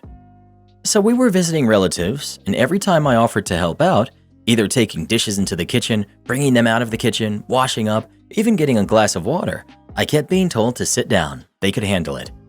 I didn't understand why, as I'm perfectly capable. I thought it might have to do with my eyes. One day we were visiting a great auntie of ours, who owns a little summer home by the sea, not too far off from where we were staying. Now, when we visit this auntie, I always go swimming. She's literally not even a couple of minutes away from the sea. Now, as I went to offer my help to my great aunt, I hear my 14-year-old cousin talking to her in Greek. Another important note, I can't string together a sentence in Greek. My father is English and had something against us speaking Greek. But although I'm not a fluent speaker, I can read, write, and understand Greek. My family doesn't know this. They assume that because I'm not a fluent speaker, that they can basically hide their conversations between other people. My cousin was telling my great aunt how clumsy I am, how stupid I am, how I'm a little soft in the head. She was saying it in Greek. She thought I couldn't understand her, but I knew exactly what she was saying. Even if I couldn't string sentences together myself, I knew what she was saying about me.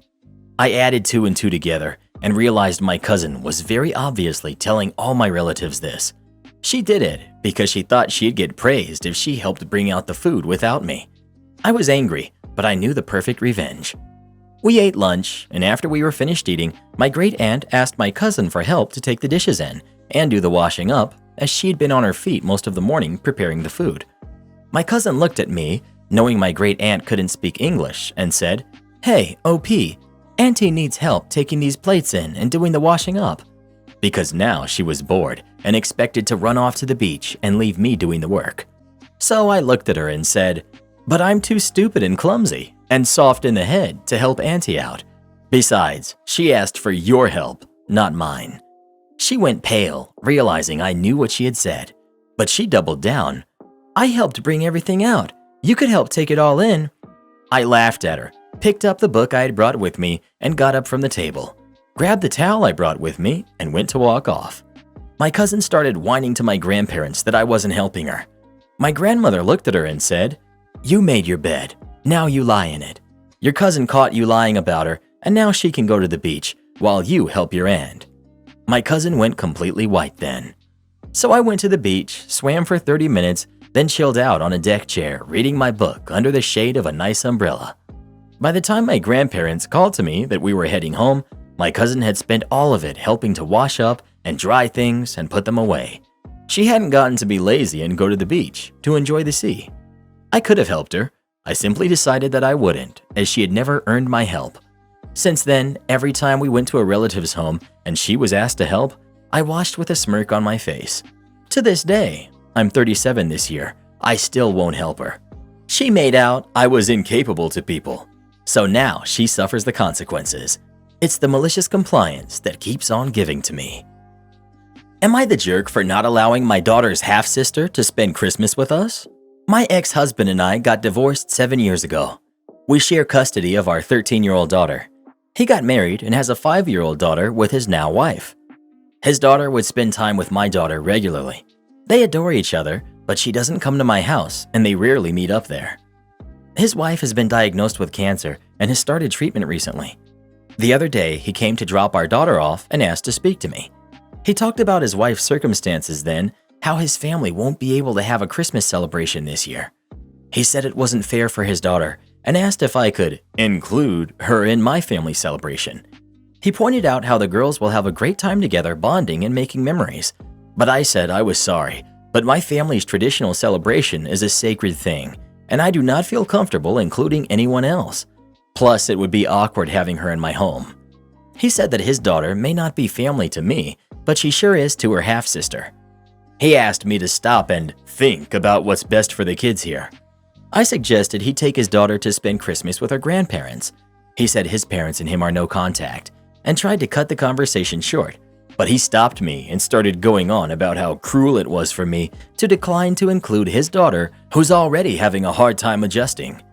I saw that he was beginning to cry, so I stepped back and said I was no longer feeling comfortable having this conversation.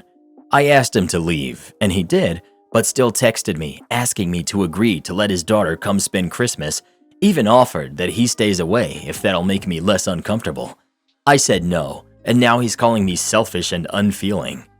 A point worth mentioning here is that my family is going to attend, and they said that they too will not feel comfortable in this situation, thus I said it would be awkward. Not the jerk. That child doesn't know you or your extended family, only your daughter. This could be her last Christmas with her mom, and he's wanting to take that away from her. Even if it's just the 3 of them in pajamas eating cookies all day. He's the jerk. Not the jerk. Why can't she spend Christmas with her mom? If it ends up being terminal, wouldn't it be better to be with her mom and dad than with her dad's ex-wife's family? Why does he want his 5-year-old to spend an important holiday with people who don't have a relationship with her except for her sister? Very weird. Not the jerk. I don't understand why exactly his daughter would have a better time at your house instead of with her father.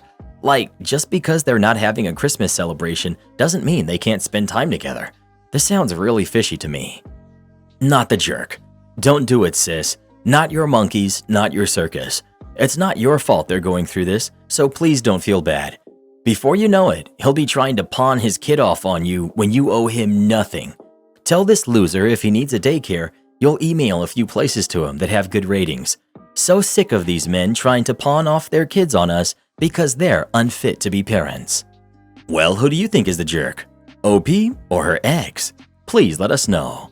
People suck, bro. People really suck. Am I the jerk for telling my girlfriend she should give up on seafood because I'm allergic to it? I, 27 male, am allergic to seafood. Unfortunately, my girlfriend, who's 25, adores it.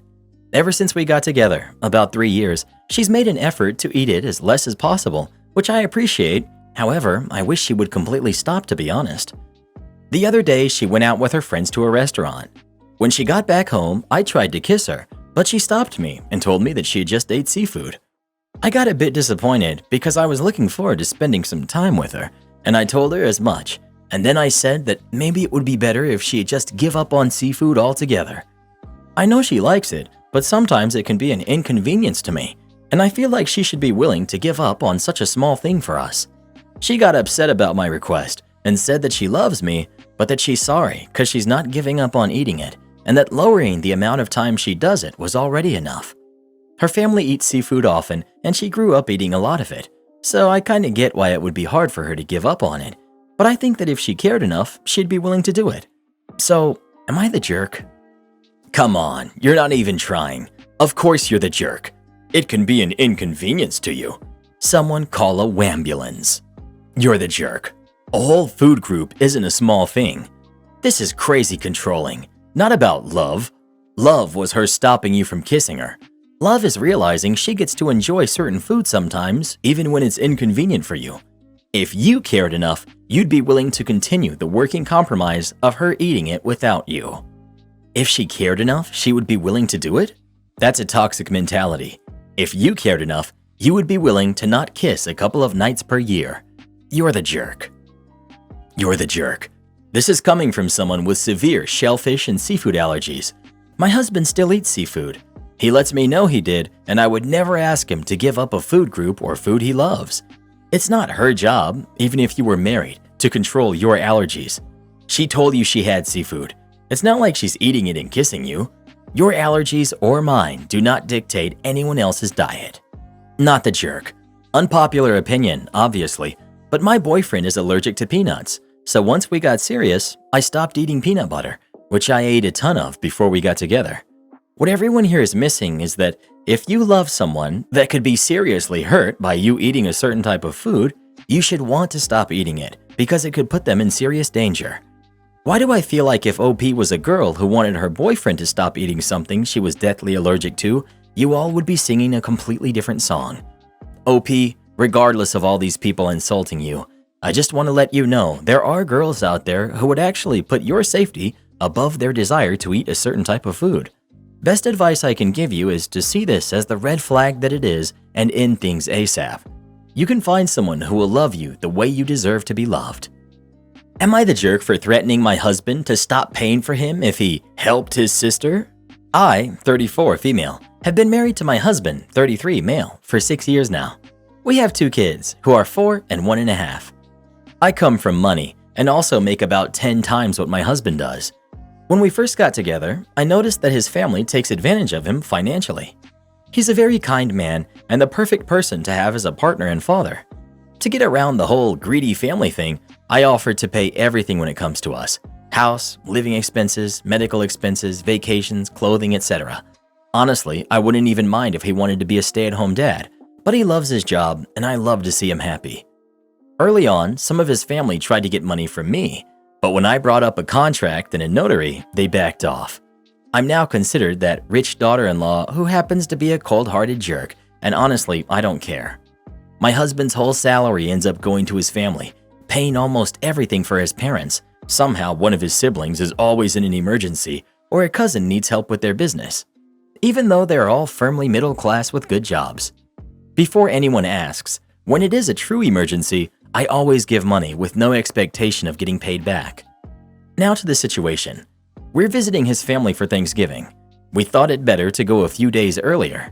They live in a mountain town. It's gorgeous this time of year. I rented us a cabin and paid for 5 first-class tickets. Mine, his, the kids, and the nannies. We arrive at the airport, and surprise, surprise, his sister just happens to be on the same flight. I call BS. It's obvious he told her when we would be going, and she decided to get a ticket for the same flight. We greet her, then I hand the kids to the nanny and send her ahead to the lounge, because I had a feeling about what was about to come. Then sister-in-law has the audacity to ask me to upgrade her to first class so she can travel with her family. Kudos to my husband. He shut her down before I could. Then she goes and asks us to switch her ticket with our nannies. I told her point blank that I wouldn't be doing that my nanny is needed to help with the kids. I'm useless on a plane because of nausea and the meds. My husband can't realistically be expected to take care of 2 kids on his own. She starts complaining and making a scene. I just turn around and start walking towards the lounge. My husband follows me about 10 minutes later. Apparently, he tried to pay for her ticket upgrade, but it's a full flight. So he tells me that he will be switching with her. Here's where I might be the jerk. I told him that he knows I can't help the nanny during the flight, and if he was going to leave this poor woman to her devices just because his sister can't live within her means, then this will be the last time I will be paying for his tickets ever again. He texted his sister to tell her that apparently he can't switch tickets with her, but he is pretty upset. So, am I the jerk? Edit. So, this blew up. Expected a couple hundred judgments at most. Thank you, everyone. And since most people seem to be hung up on it, when I said my husband can't be expected to take care of 2 kids on his own, I meant logistically. 2 rows of seats with a wide gap between the seats and between the rows. Each kid, who are 4 and 1.5 by the way, would need an adult to sit next to them. I'm useless. Can't even open my eyes because of the meds. I usually need someone to help me. We're both perfectly happy and capable of taking care of our own kids on our own under normal circumstances. You're definitely not the jerk, and your husband is a major pushover when it comes to his entitled family. OP. That he is, but he's a pushover when it comes to everyone. I'm not kidding when I say that he gave the coat off his back to a homeless kid once, almost froze before he got back home. One of the reasons why I love him. He does sound very kind and generous, and it's really unfortunate that it's often people like him who are seen as willing targets by others. It's one thing to be kind and generous. It's another to do so with other people's money. In this case, the ticket was purchased for him. He had no right to trade it with his sister. Not the jerk. You've got to break this pattern of behavior somehow. Why on earth would you want to sit with your sister-in-law while your husband sits alone in coach? Utterly ridiculous. Karen's sister-in-law gets banned from our Thanksgiving this year. My mother-in-law and I do not get along, but I'm really proud to say we called a ceasefire for the sake of my husband. I know this might sound childish, but it took blood, sweat, and tears for us to even be in the same room. Mother-in-law did some awful things to me, and it took work to forgive her. I did some things I'm not proud of, but at some point I realized I was just hurting my husband. Mother-in-law was an absolute monster at our wedding. She made planning a nightmare. She embarrassed me at my bridal shower, and she wore something that could have passed for a wedding gown. Right after the wedding, we had a financial setback and had to stay with mother-in-law. I know this is petty and not defending it, but I was still upset about the wedding. Mother-in-law was having some guy over and demanded we hide ourselves away. She really, really liked this guy, cooked a fancy dinner, and spent like an hour getting dressed. So I messed with the dinner she cooked and poured flour on her when the doorbell rang. Again, I'm not defending it right now, but we were in this awful war mindset. Yeah, mother-in-law kicked us out of the house for that stunt, and eventually I grew up and reached out to make peace. That was 2 years ago, and mother-in-law is still with him, and they're getting married in January. I've apologized to her. She's never going to apologize to me, but we've made our peace. We bought our first house recently and had a large dinner party.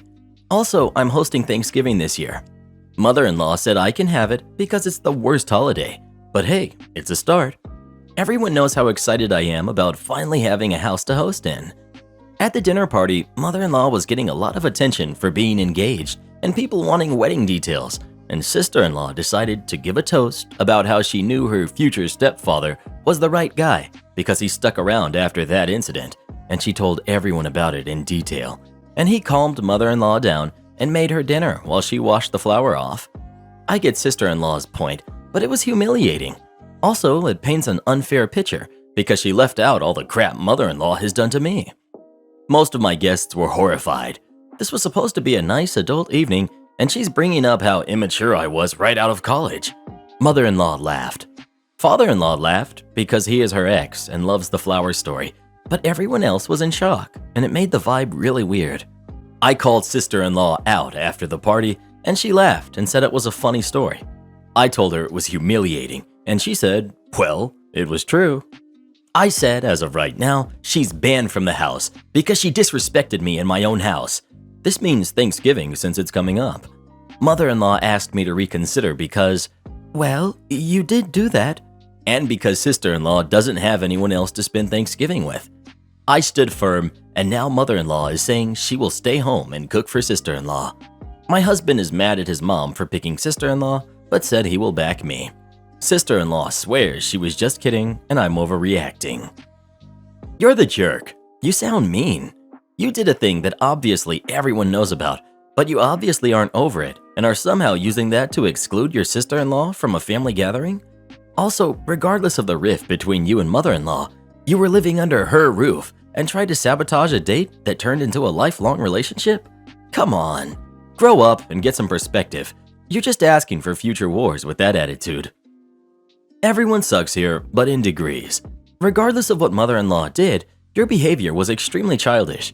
You poured flour on her because of her wedding behavior when she was putting a roof over your head? You were lucky she didn't grab something and defend herself. Frankly, that they could turn it into a funny story and laugh about it is a good thing. Instead, they could still be telling people what an awful jerk your husband married. It's embarrassing, yes, and sister-in-law was not thoughtful to repeat it, but banning her from the holiday table was overdoing it. Of course mom is going to celebrate the holiday with her daughter since you banned her. Your husband shouldn't be surprised, neither should you. My wife won't let me attend my favorite band's concert. Context: my favorite band is coming into town this week, and we've been planning on going to this concert for a long time. The band, my wife introduced me to, and it's now my favorite band. She takes pride in that and wants us to experience the concert together. She also loves them a lot. Here's the problem. My wife is 36 weeks pregnant. She doesn't and probably can't go to the concert because of the loud music, the crowds, etc. When I say that I still want to go, she's furious and frequently cries about it. She is pregnant, so I understand the crying. I can't help but feel as if she's being selfish, and just because she can't enjoy the concert doesn't mean I can't as well. What do you guys think? Am I the jerk? Edit. Okay, this blew up. I just want to add further information. First of all, I see everyone getting upset with me. I understand, but please take into consideration, this is the reason I came to this subreddit. Not because I feel as if I'm in the right. I'm asking because I wanted to seek the opinions of others. I tried to sell the tickets, but no one has bought them.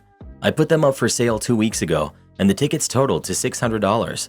I asked all of our friends, and they're all busy, so I didn't want them to go to waste. I said we planned it for a long time. That is the case.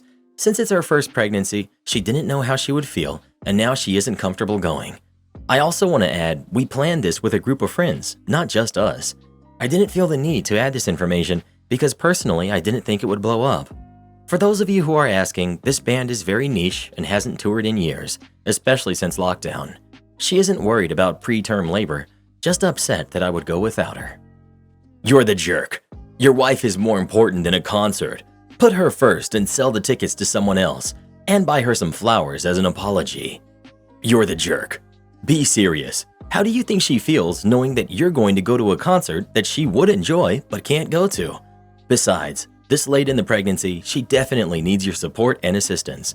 What if something goes wrong while you're at the concert? At this point, I would be putting all activities that place you out of reach on hiatus. She's sacrificing her entire body and mental health to grow your child. She can't drink, eat certain foods, or even sit comfortably. How have you contributed to the growth of this baby? You haven't. How about you make a small sacrifice and stay home? You're the jerk. You're the jerk. You can't be serious. If I were her, I'd seriously be calling a divorce lawyer ASAP. What kind of partner would leave his pregnant wife at home to go to a concert that you knew she wanted to go to, but can't because she's pregnant? You sound like a horrible spouse, and I guarantee you'll be an even worse father than you are husband if you're selfish enough to even think about doing something like this. I hope she sees this as the major red flag that it is and dumps your sorry butt pronto. Why she would have a kid with someone like you is beyond me. Not the jerk. You and your wife both deserve to do things every now and then that you enjoy, even if the other one can't come along for whatever reason. If I were pregnant, which I haven't been in a long time, and my husband wanted to go to a concert that I couldn't attend, I'd tell him to have a good time and bring me back a souvenir. Edit. You can insult me however you'd like, but why on earth would you attack my husband over this?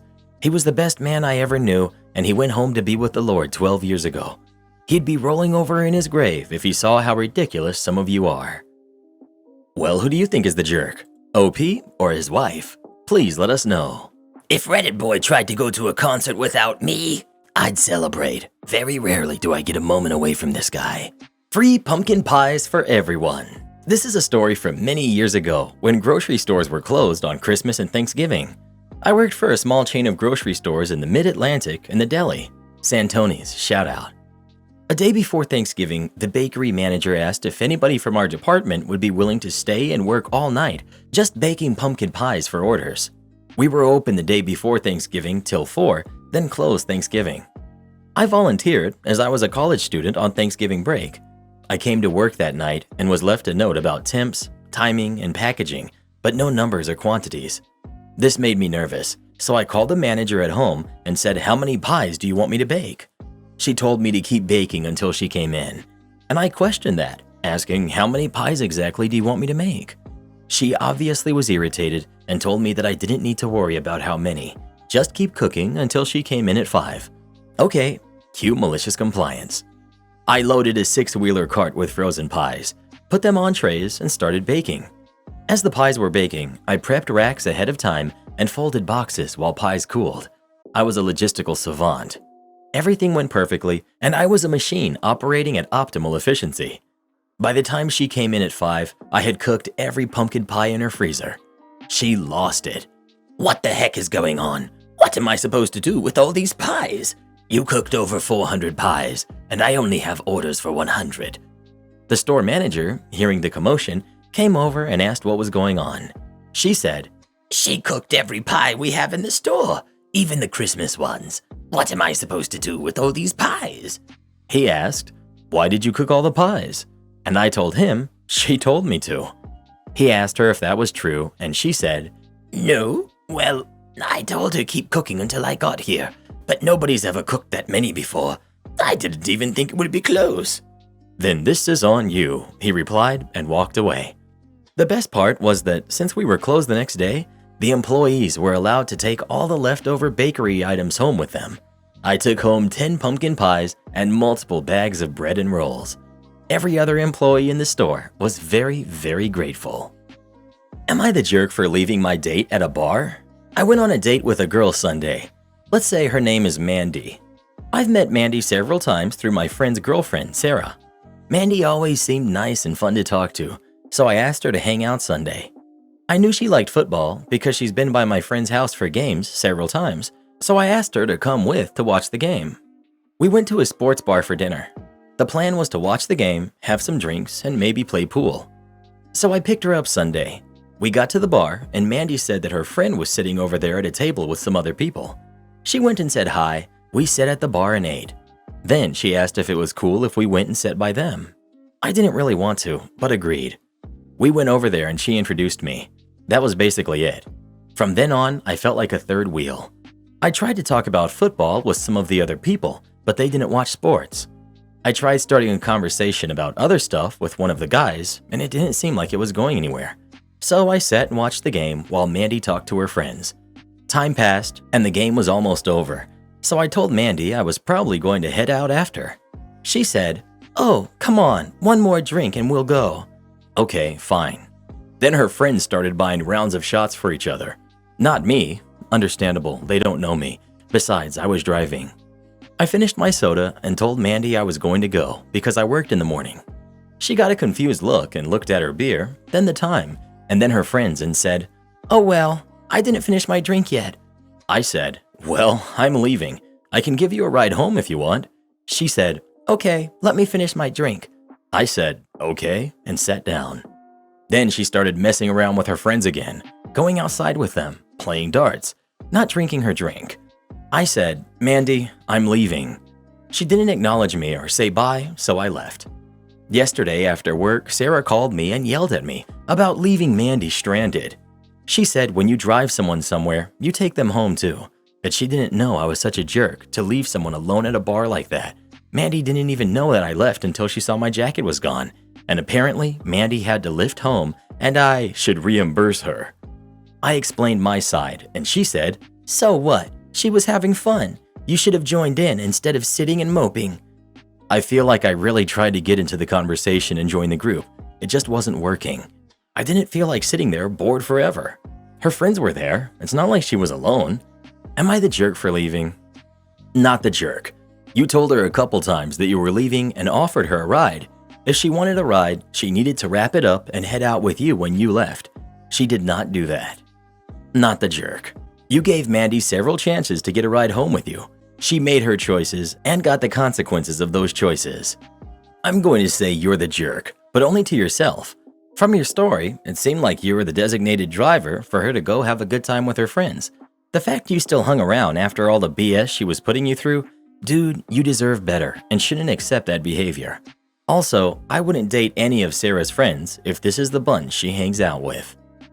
Well, who do you think is the jerk? OP or Mandy? Please let us know. I always loved horrible first dates. Just shows you that you don't need to waste any more time on this person. Am I the jerk for including my stepdaughter's hobby expenses in her allowance? My husband, Frank, who's 52, has 2 daughters from his first marriage, Alice, who's 11, and Brenda, who's 13. My husband divorced his first wife, Candy, when the kids were 3 and 5. I, 32, female, met Frank after his divorce through a mutual friend a few months after his divorce. We dated almost 8 months before I met the kids. They were 4 and 6, and I've been in their lives ever since. Frank and Candy split custody 50-50, and she and I are cordial, and the 3 of us want what's best for the kiddos, including individual and group therapy. We coordinate pickups and drop-off at school and extracurriculars, and sit next to each other at the kids' events. Brenda has a passion for baking. She likes to watch shows about it, and then tries to follow the recipes and even create her own. She also will try to mix ingredients without recipes just to see what will happen. Frank and I have encouraged this hobby as she finds the research and process of baking to be relaxing and fun. She is also responsible for cleaning up the kitchen after she bakes, an expectation she believes is also fair. We have a dishwasher that she knows how to load and use. We also bought her own mixing bowls and baking utensils, but she has free use of all kitchen appliances, obviously. However, she doesn't eat or want to really share her creations. She just likes the process and then will toss it. She will go through more than a pound of flour and 8 sticks of butter in a week. Alice likes to play online video games and will ask for money to buy in-game money to play with her friends. With growing food costs and to teach them the value of $1, Frank told both kids he was increasing their monthly allowance from $25 a month to $75, but with the stipulation that they both pay for their own hobbies. Meaning, any baking Brenda wanted to do, she can buy her own supplies, and any in-game money Alice wanted to buy, she can use her allowance for. Since increasing their allowance, they are more hesitant to add money to their hobbies, though Brenda is still baking several times a month, and Alice is still getting in-game money, but significantly less. Brenda has brought up frequently that she feels it's mean that she has to save her money, about $20 worth, to pay for flour and dairy products when we should just buy it for her. We've explained our reasoning several times. Candy recently approached Frank and I, demanding to know why we're not being supportive of Brenda's hobby. We explain the reasoning behind it, and she insists we should just pay for it to be supportive. We've argued that this is supportive and also a teaching tool to learn that things cost money and how to save for the things you want, which both kids have demonstrated by saving and minimizing their purchases. Candy also doesn't allow Brenda to bake at her home because she doesn't have time to deal with it, even though she is capable of cleaning up with minor supervision. Am I the jerk for including my stepkids' hobbies in their allowance? You're the jerk for allowing her to throw out that much food. What a waste. If she doesn't want to eat it, that's fine. But why do you allow her to refuse to let the rest of the family eat it? OP. I appreciate your judgment, and I hate wasting the food. I grew up poor, and we are now comfortable middle class, and it hurts. But also, her creations are mostly experimental, and she doesn't like to take advice on how to improve things. So her baking is not very edible or visually appealing. Lots of food dye, to put it mildly. If I gave them to the neighbors, it would frankly be insulting. Here, throw this away in your trash, not mine. This is one of the reasons we wanted to have the allowance, to limit the food waste and have her be more careful with her ingredients. Not the jerk. I disagree with Candy and your friends. Frank increased their allowance while stipulating that they had to pay for their hobbies. Great. Now Brenda understands how to be better with her money. Baking is an expensive hobby, and the costs make even less sense if you aren't going to even eat or share the stuff you're baking. Also, is an allowance not money that comes from the parents? Frank is still effectively paying for Brenda's hobby while also teaching her how to spend money wisely. Good for you. You're the jerk, as is your husband, for teaching a 13-year-old that it's perfectly acceptable to flagrantly waste food as a hobby, no matter who's paying for it. Well, what do you think? Is OP the jerk for how her and her husband are doing this, or not? Please let us know. Am I the jerk for yelling at my mom about the haircut she gave me and going to my dad's? I, 17 female, was recently told by my mom that I should schedule a hair appointment because the ends of my hair were getting really split. I called and they told me they were basically all booked for the next month due to someone needing a surgery and having to move appointments around. I told my mom that, and she said that she could do it, and I kinda decided, why not? I guess it's good to not have a ton of split ends. So she set up a chair and got the scissors and began doing her work. I was scrolling through Instagram, but after the first 2 cuts, I noticed there was a massive amount of hair on the floor. I asked her why there was so much hair on the floor, and she said my hair was really damaged. I got up and looked in the mirror, and she had cut it at basically my shoulders. For context, my hair is basically down to my waist. I asked her what on earth she was thinking, and she just repeated that it was damaged, like some sort of malfunctioning spam call program. I looked at a few chunks of undamaged hair in the mirror, and there was 1, maybe 2 at most inches of split ends. I asked her why on earth she had basically cut off 2 feet of hair for no reason, and she now said, "I accidentally cut off a bit too much." I pretty much had to let her finish because there was already too much gone to do anything else about it. So she kept cutting and then claimed she had made it uneven by mistake, so she took even more off. In the end, I was left with basically a bob cut at my chin. I was upset, so I grabbed my school stuff and a few clothes and drove over to my dad's house. About an hour later, my mom came over to pick me up and take her car. My parents split the payments with me 50-50, so she doesn't own it, and told my dad it's her custody week and she's just being a typical upset teenager. My dad told her to go home or he was going to call the cops, so she left. But I got a nasty text which summed up to, "I tried to do something nice for you, and in return you violated your custody agreement with the car that I pay for."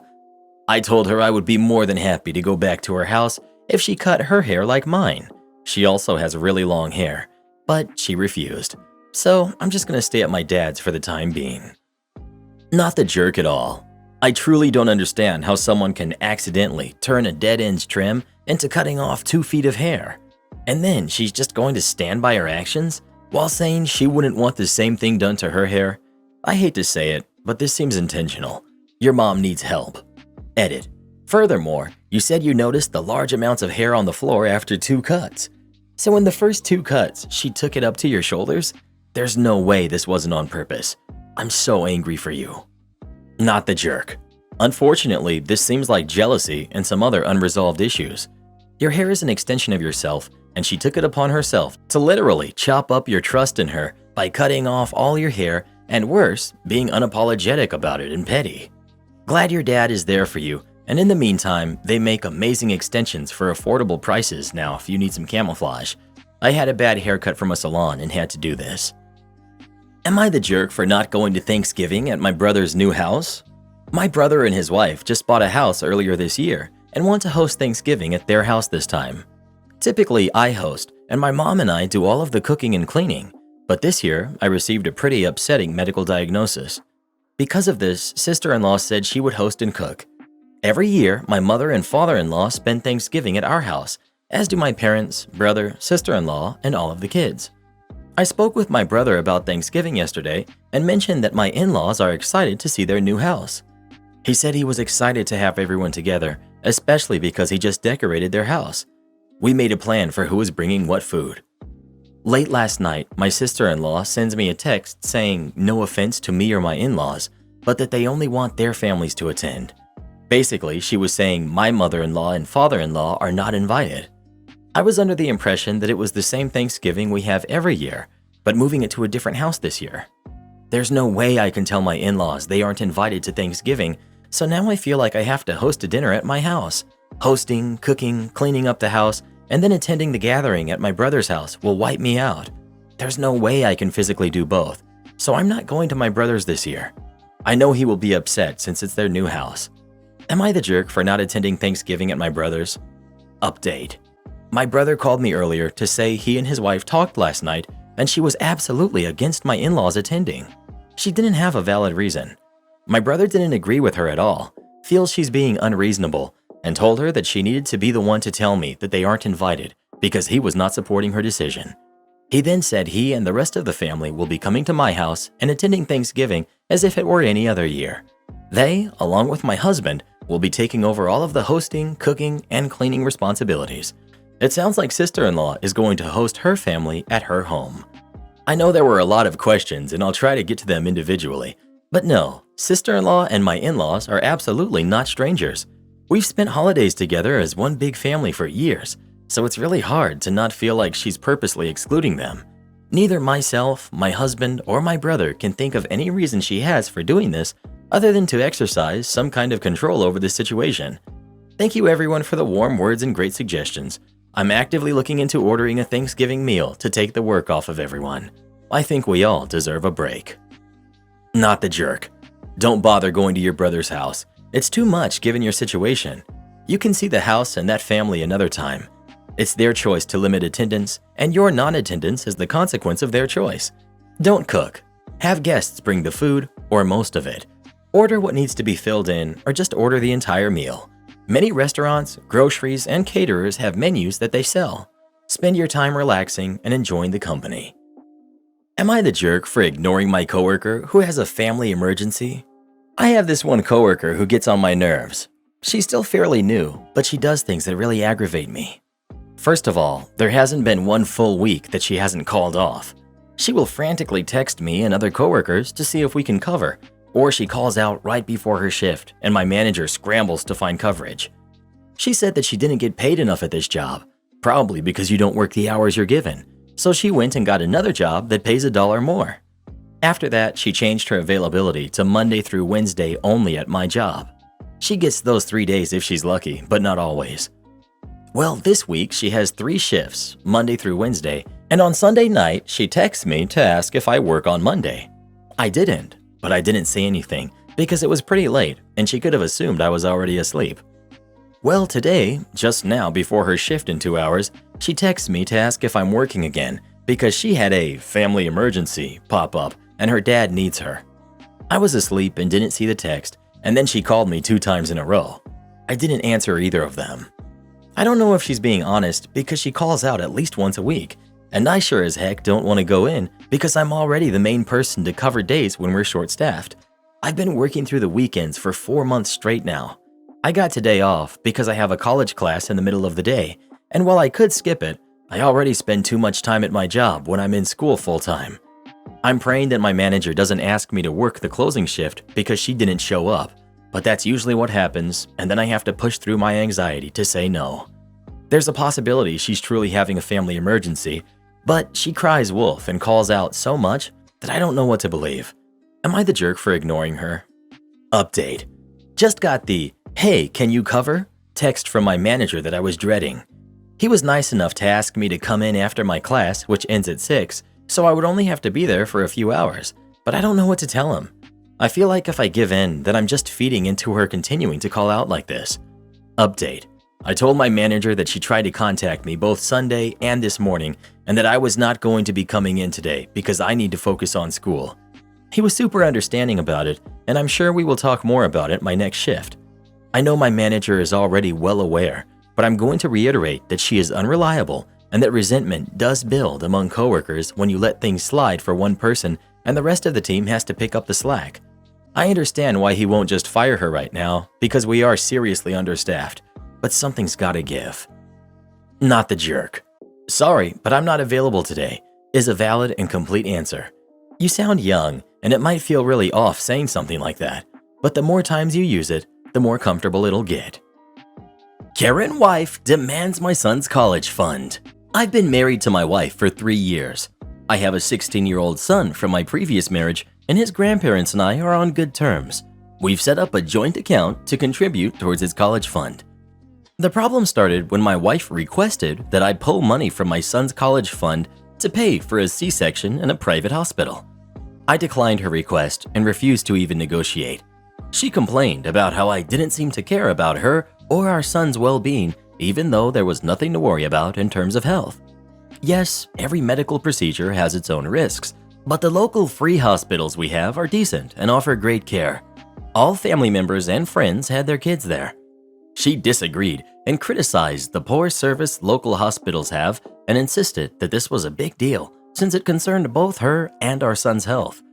I tried assuring her, saying she will be fine, but she argued that I have no idea what it's like and told me if I refuse to put money towards the CSE, then I shouldn't be surprised when she puts her maiden name on our son's birth certificate instead of my family's name.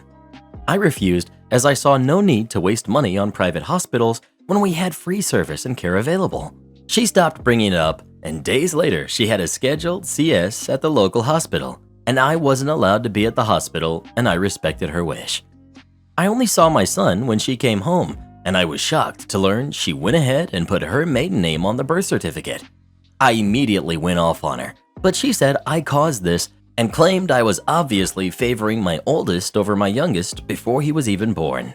I said she was dead wrong and called her petty and vengeful for doing this purely to punish me solely for the fact that I was unable to afford a private hospital. Her family watched and she told me to step out of the room, but I said we weren't finished talking. She started crying and her mom got involved and told me to step out because I was stressing her daughter out. I had an argument with her too and asked if she approves of any part of her daughter's behavior, and she just shook her head, telling me to calm down and give her some time to rest. She said no, but I bear blame too for disregarding my wife's needs after she made them clear and pointed out that pulling some money for the private hospital wouldn't hurt. But my parents disagreed and are upset and refusing to even visit, calling my wife unhinged and toxic. Not the jerk. Your wife sounds petty and exhausting. I get that pregnancy is stressful, but that's no excuse for acting maliciously.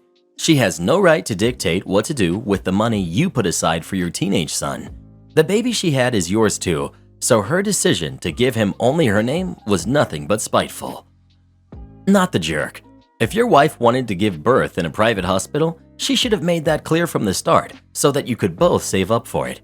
Deciding last minute that you need to steal from your kid's college fund is absolutely ridiculous and entitled. Getting revenge by not allowing you into the delivery room, not allowing you to meet your kid until she came home, and giving him her maiden name is absolutely shocking. There are so many red flags. She is incredibly toxic. Has she always been like this? What's her relationship with a stepson like? You're the jerk. Wow, I guess I'm the only one here, so bring on the downvotes. Your wife is about to give birth to her first kid. She's worried that the quality of healthcare that she will receive in this incredibly painful and vulnerable moment in her life is not good enough. Instead of taking her seriously, trying to understand why she's concerned, and potentially brainstorming for other ways to get the money to pay for the treatment, you laugh in her face and tell her she should be fine with the free stuff. Sure, easy for you to say, as it's not your body that will potentially burst open, and then get upset the kid doesn't get your last name like it's 1950. You're a huge jerk, and I hope she divorces you. Well, who do you think is the jerk? OP or his wife? Please let us know. Stealing the stepson's college fund is just sick. I'd kick Karen out is what I'd do. Am I the jerk for not letting my daughter go to her homecoming dance? My daughter is 14 and a freshman in high school. She came home one day after being at her mother's for a week. We split custody and wrote homecoming on our calendar and starts talking about all the plans she's made with her best friend to go to homecoming together. Homecoming week happened to fall on a week she was with me. She starts raving to my wife and I about the dress her mom took her to buy and that she's matching with her friend. She had even bought a ticket already. I was furious with her entitlement to just make up all these plans without asking me first. I can admit it's not just her fault, but her mother's as well for not clearing it with me before buying her the dress and ticket. In fact, I wouldn't put it past her and her mother to have bought the dress and ticket before asking in order to force me into letting her go. I want to teach her a lesson about asking first and not assuming that I'm just going to let her do whatever she wants and that she can't manipulate people in order to get her way. So I told her that if she had asked first, I'd be happy to let her go to her homecoming dance. But since she decided to make plans and buy stuff before even asking if she could go, I wasn't going to let her. She cried and told me that you can only get one freshman homecoming, and I told her that maybe she should have thought about that. I said all homecomings are the same anyway, that she has 3 more opportunities to go and she's not missing much.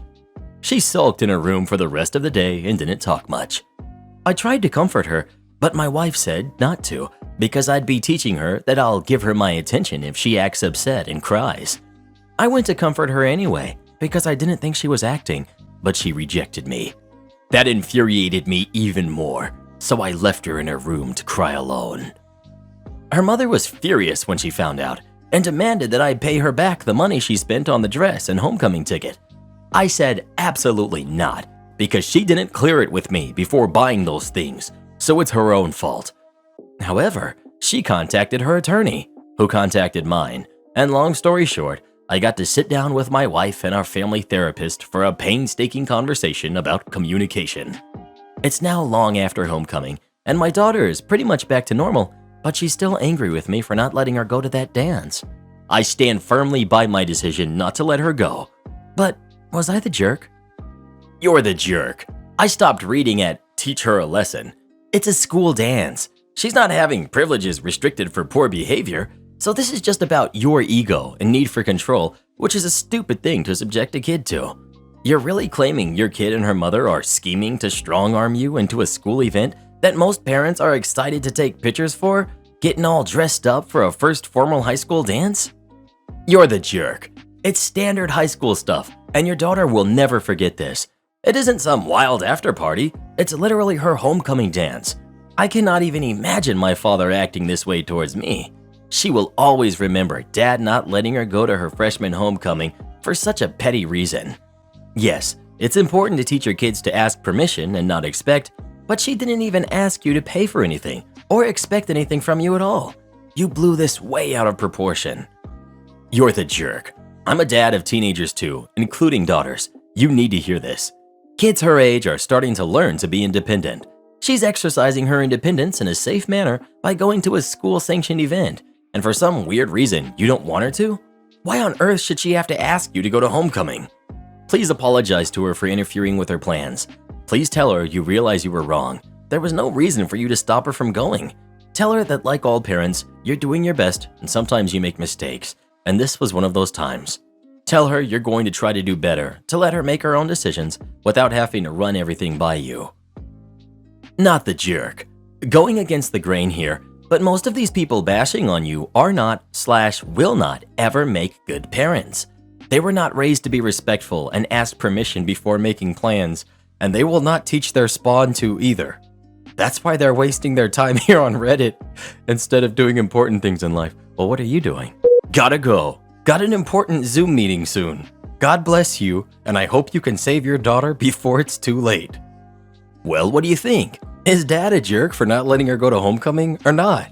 Please let us know. I'm still in awe about that guy talking about the Zoom meeting. Bruh. Rich Karen goes bankrupt from crypto and expects sympathy from me. I, 30 male, come from a very poor family, but my wife is from a very rich one. She started off the marriage with a net worth of $31 million, and I started it off with $300,000 in student debt. When we got married, she made me get a prenup that separated her inheritance and got rid of my right to an elective share to it if she dies. In other words, I renounced my spousal right to a third of her separate property if she dies, making her sole beneficiaries her siblings or potential kids. My debt and our incomes were also separated. We both got lawyers. Hers was much more expensive than mine, and notarized the prenup. None of this was a problem for me.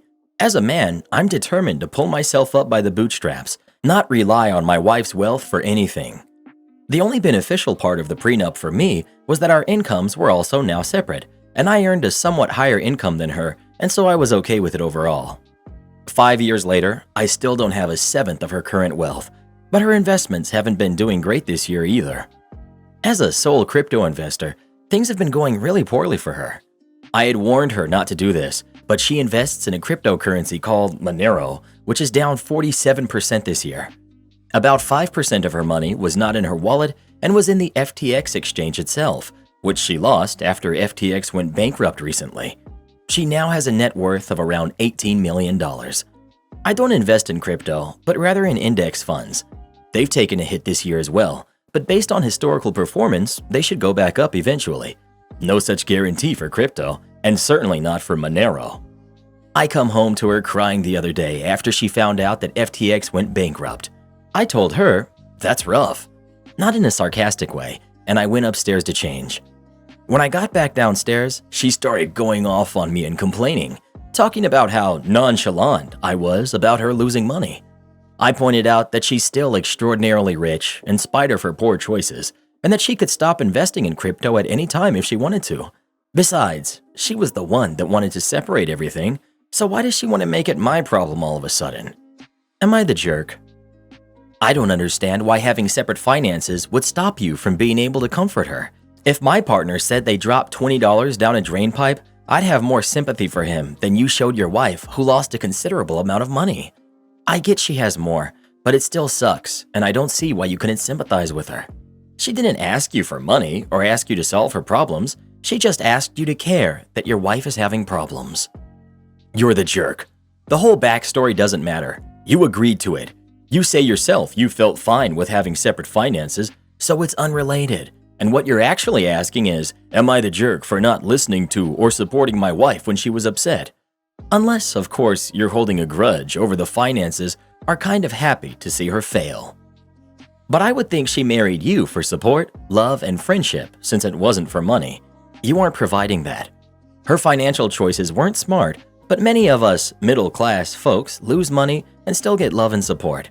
And if you're feeling burned by the prenup, I think you signed on for that, as one-sided as it is. You're the jerk. You're the jerk. I'm genuinely baffled by these posts on here that are like, the person who's supposed to be my partner was going through something upsetting, and I was casually cruel about it, and now they're upset, and why is this my problem? It's your problem because she's your wife, expecting some kind of empathy from you. Note that she wasn't even asking you to somehow cover the losses, just to not be a total jerk about the fact that she's lost money. Isn't a wildly unreasonable expectation from a spouse. Not the jerk. Let's reverse the roles. Rich man worth $31 million marries a woman with $300,000 in debt, makes her get a prenup that prevents her from getting anything when he passes on. Man invests way too much into a high-risk investment. Man loses everything and cries to his wife about it. Is Reddit really going to tell her she's wrong to tell him, "That's rough," and walk away? Heck no. Reddit is going to tell her it's his fault he lost everything and that she needs to leave him. The hypocrisy on this site never ceases to amaze me. Normally, I don't engage with idiots who feel the need to say things like, "But what if the roles were reversed?" But since I'm a woman who's been in a similar situation to the wife in this story, allow me to set you straight very quickly. The reason we on Reddit judge the OP differently, based on whether they're a male or a female, is because after the literal thousands of years of you guys treating us like dirt, it's time for payback, like long overdue. Many won't admit this, but the truth is, you guys deserve to be judged differently than we do, because it adds a little slice of fairness to the world. Don't like it? Grow up and deal with it. Blame your ancestors for treating us like second-class citizens for the last, 10,000 years. Oh, but we were fighting wars, hunting for food, and building crap. Yeah, sure you were. While we were the ones doing the real work of raising kids, which even to this day, you're still unable to do. Why do you think courts give custody to the mothers 90% of the time? Because we're the ones who are actually fit to be parents. Why do you think we get alimony? because we deserve it and you don't. So next time you even think about leaving a "what if the roles were reversed" comment, I want you to remember what I said and ask yourself, what if the reason we get judged differently is because we deserve to be? Which you do. It's 2022. If you're a dude, then let's face it, there's a 90% chance you're not worth anyone's time. Well, don't you sound like a happy, pleasant person to be around? Well, who do you think is the jerk? OP or his wife? Please let us know. That's one of the reasons I'm glad you're broke, Reddit boy. You don't have money to do stupid things with and lose it. Am I the jerk for siding with my sister's ex regarding her past? As a kid, I always looked up to my older sister because she was so cool, pretty, and the popular girl. I always tried to be like her, dressed like her, listen to her music, you get the idea. I was popular the first time I stepped through the high school door because I was basically a copy of her.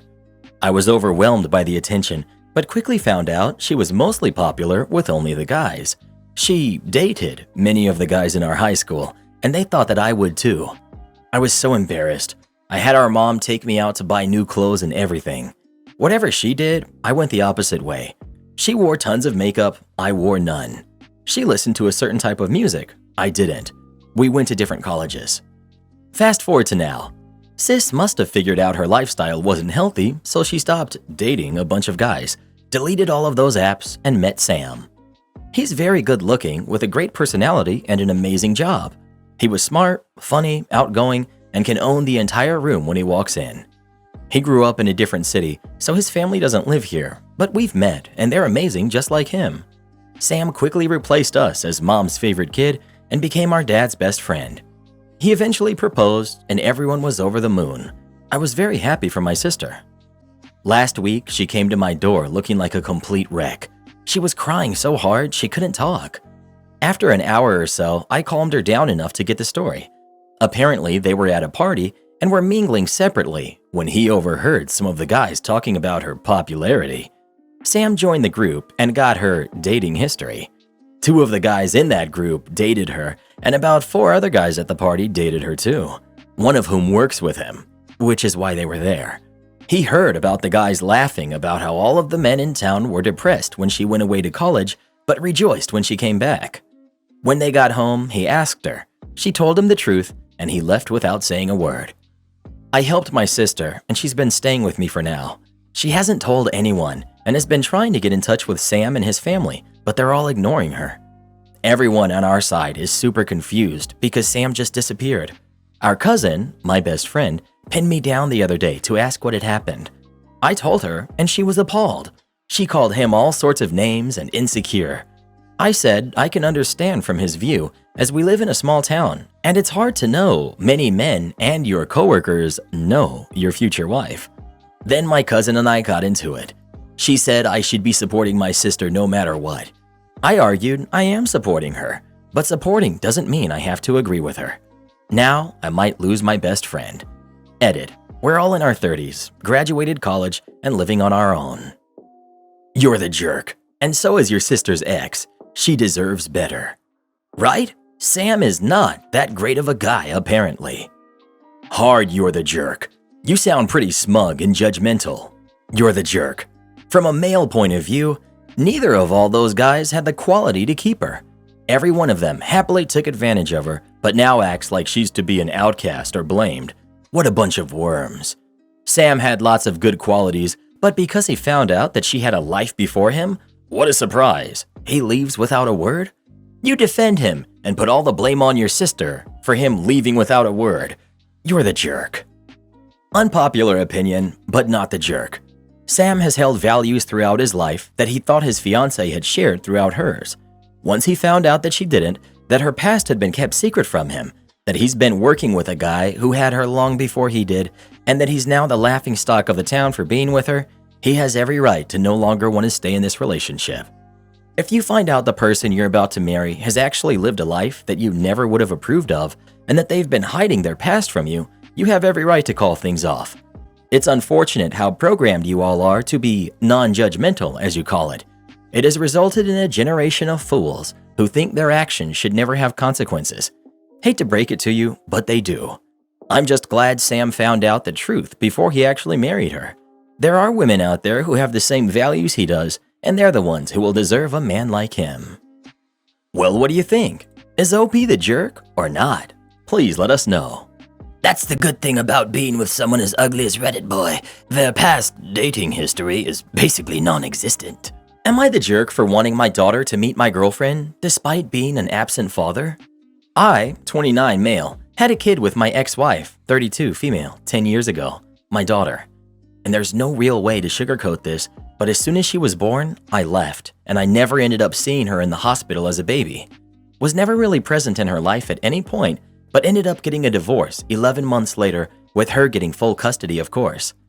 I married young, was really stupid, and thought I'd end up being a good dad despite no skills, but got scared that I'd turn out like my dad and chickened out. Not really an excuse, but an explanation, I guess. I paid child support for the first 3 years, but stopped afterwards. I've been speaking with the girl's mother about reconnecting with her, but she thinks it's best that I stay out of their lives majorly. But I think making amends is always possible, so I'm not sure. I just really want to make things right, but I will respect their decision. I've seen her a few times, but her mother has always introduced me as a friend. She says she will tell her when she's ready. I've been dating a girl who's 28 for about 10 months, and I really like her. I think I could definitely see a life for us, and I know that sounds weird, but she's also said the same. I was also speaking to my daughter's mother about meeting this girl, but she says absolutely not, and that that's a bad idea. But if I want to reintroduce her into my life, isn't it fair that she gets to see my life too? Am I the jerk for this? Her mother says it's a very bad idea, so it's making me think I am, but I just generally cannot see why. Obviously, I care for this girl, and I will care for her life too, but a relationship has to be two-sided, and I don't think it's out of the question to show her my life too. You're the jerk for a few reasons. You paid child support for the first 3 years, but you stopped afterwards. Why? Isn't it fair that you get to introduce her into your life? Not if she doesn't even know that you're her father, and not if you are not behaving as her father.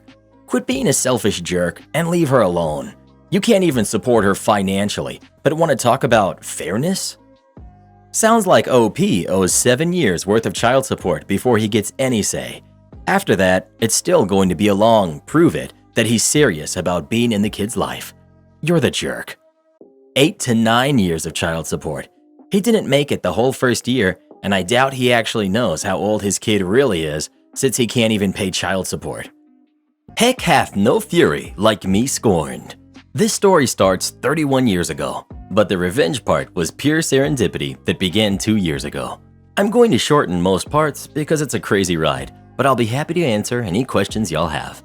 I learned a ton on this journey, and part of the reason for this write-up is to share that with others. The beginning.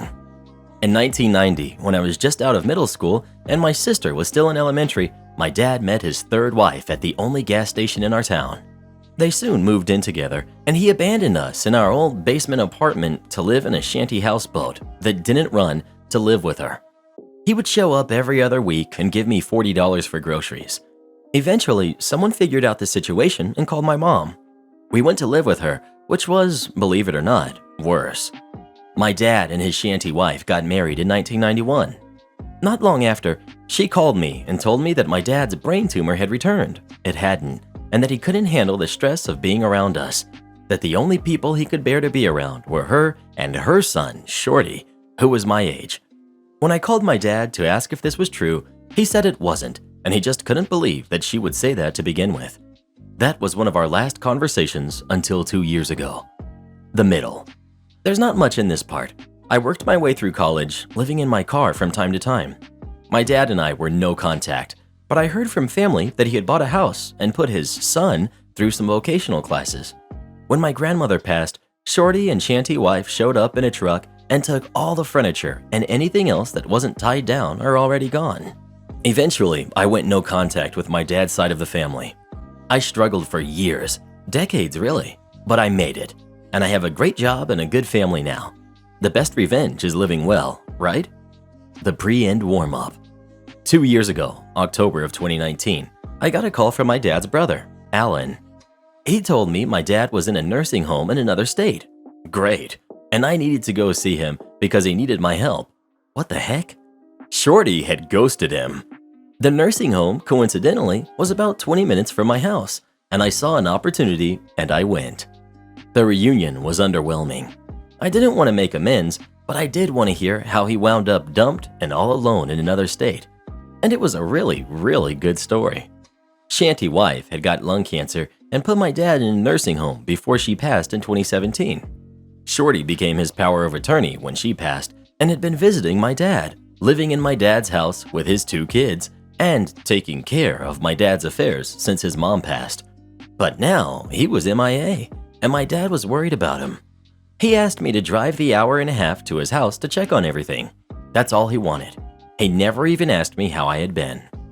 I agreed to go, I think out of morbid curiosity. I'd never even been to my dad's house. I did want to see where he lived with his real family for 30 years. I wanted to see what could have been my life. It was 50 shades of awful. The grass hadn't been cut all summer. You couldn't get to the front door from the overgrowth. There were 3 pickup trucks in the yard. 2 were full of trash. Cabs and beds and back seats, just trash. Mail, clothes, paper, shoes, garbage bags. I couldn't understand it. My dad's handicap-modified SUV was on 4 flats and full of garbage too. I didn't have a key, so I just walked around. From what windows I could look through, the inside was in shambles and hoarded to heck. On the front and carport doors were dozens of notices from the city that they were going to condemn the place. The carport was also hoarded. Boxes and boxes stacked on each other, most rotting from the rain. The yard was full of garbage, broken Christmas ornaments, more shoes, rusted tools, old toys. There was a letter in the mailbox notifying him that since the house was abandoned, mail would not be delivered anymore. That night, I Googled powers of attorney and how to use them.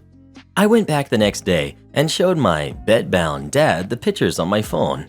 He vowed to beat Shorty up, then asked me to help more. I told him I would, but he'd have to sign power of attorney over to me. All of it, durable, financial, and medical. If he didn't, he could figure this stuff out by himself. He agreed, so I set about finding a lawyer who would drive to another state and do the paperwork in the nursing home.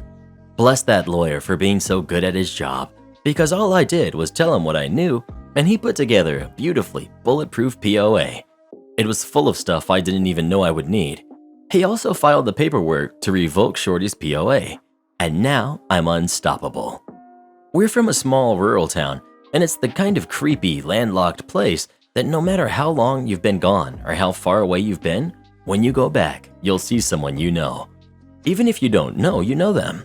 It's like playing 7 Degrees of Everybody, all the time. It's suffocating, but it can also be helpful. The beginning of the end. I got to work the next morning. I didn't know how scorched the earth would be when I finished, and I didn't want Shorty or anyone from his prolific inbred family trying to find me, so I made sure nothing I did had my name on it. I opened a Google account for my dad and got a Google number. I opened a P.O. box for him in his town. I put in a mail forwarding notice. I pulled his credit report. I took the POA to my dad's small town bank, changed the address on his accounts, and got new account numbers.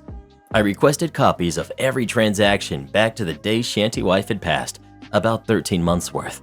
I had to go to the main branch 2 hours from my house the next day to pick the records up.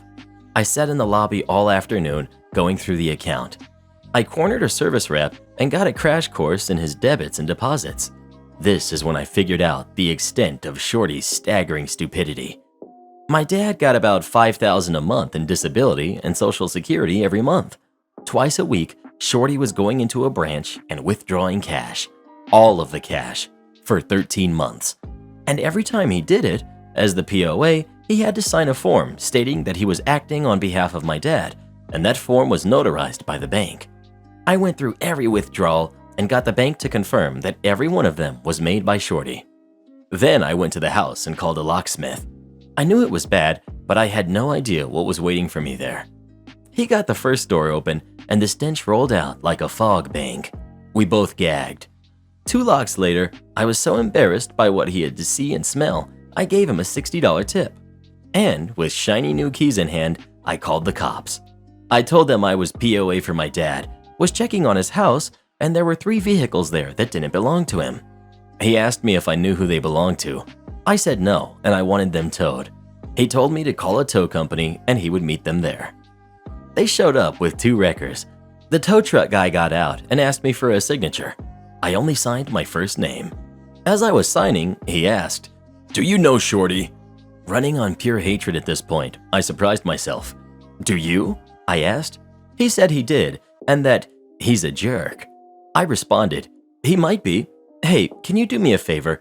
If you see him, will you tell him MNWNM is coming for him?" His bravado evaporated. He knows a crazy when he sees one. They towed the trucks. When everyone was gone, I opened the door in the carport to peek in. The sun was going down and it was dark in the house. I heard something faint, and after some seconds realized it was the roaches and the rats doing their roach and rat stuff. I could smell it all in my hair. I sat on the carport steps and watched the sun go down. I was mad, just so cosmically livid that 72 hours was all it took to dissolve 3 decades, and here I was, stinking and listening to the rats and cleaning everyone else's crap up, taking time away from my family. And for what?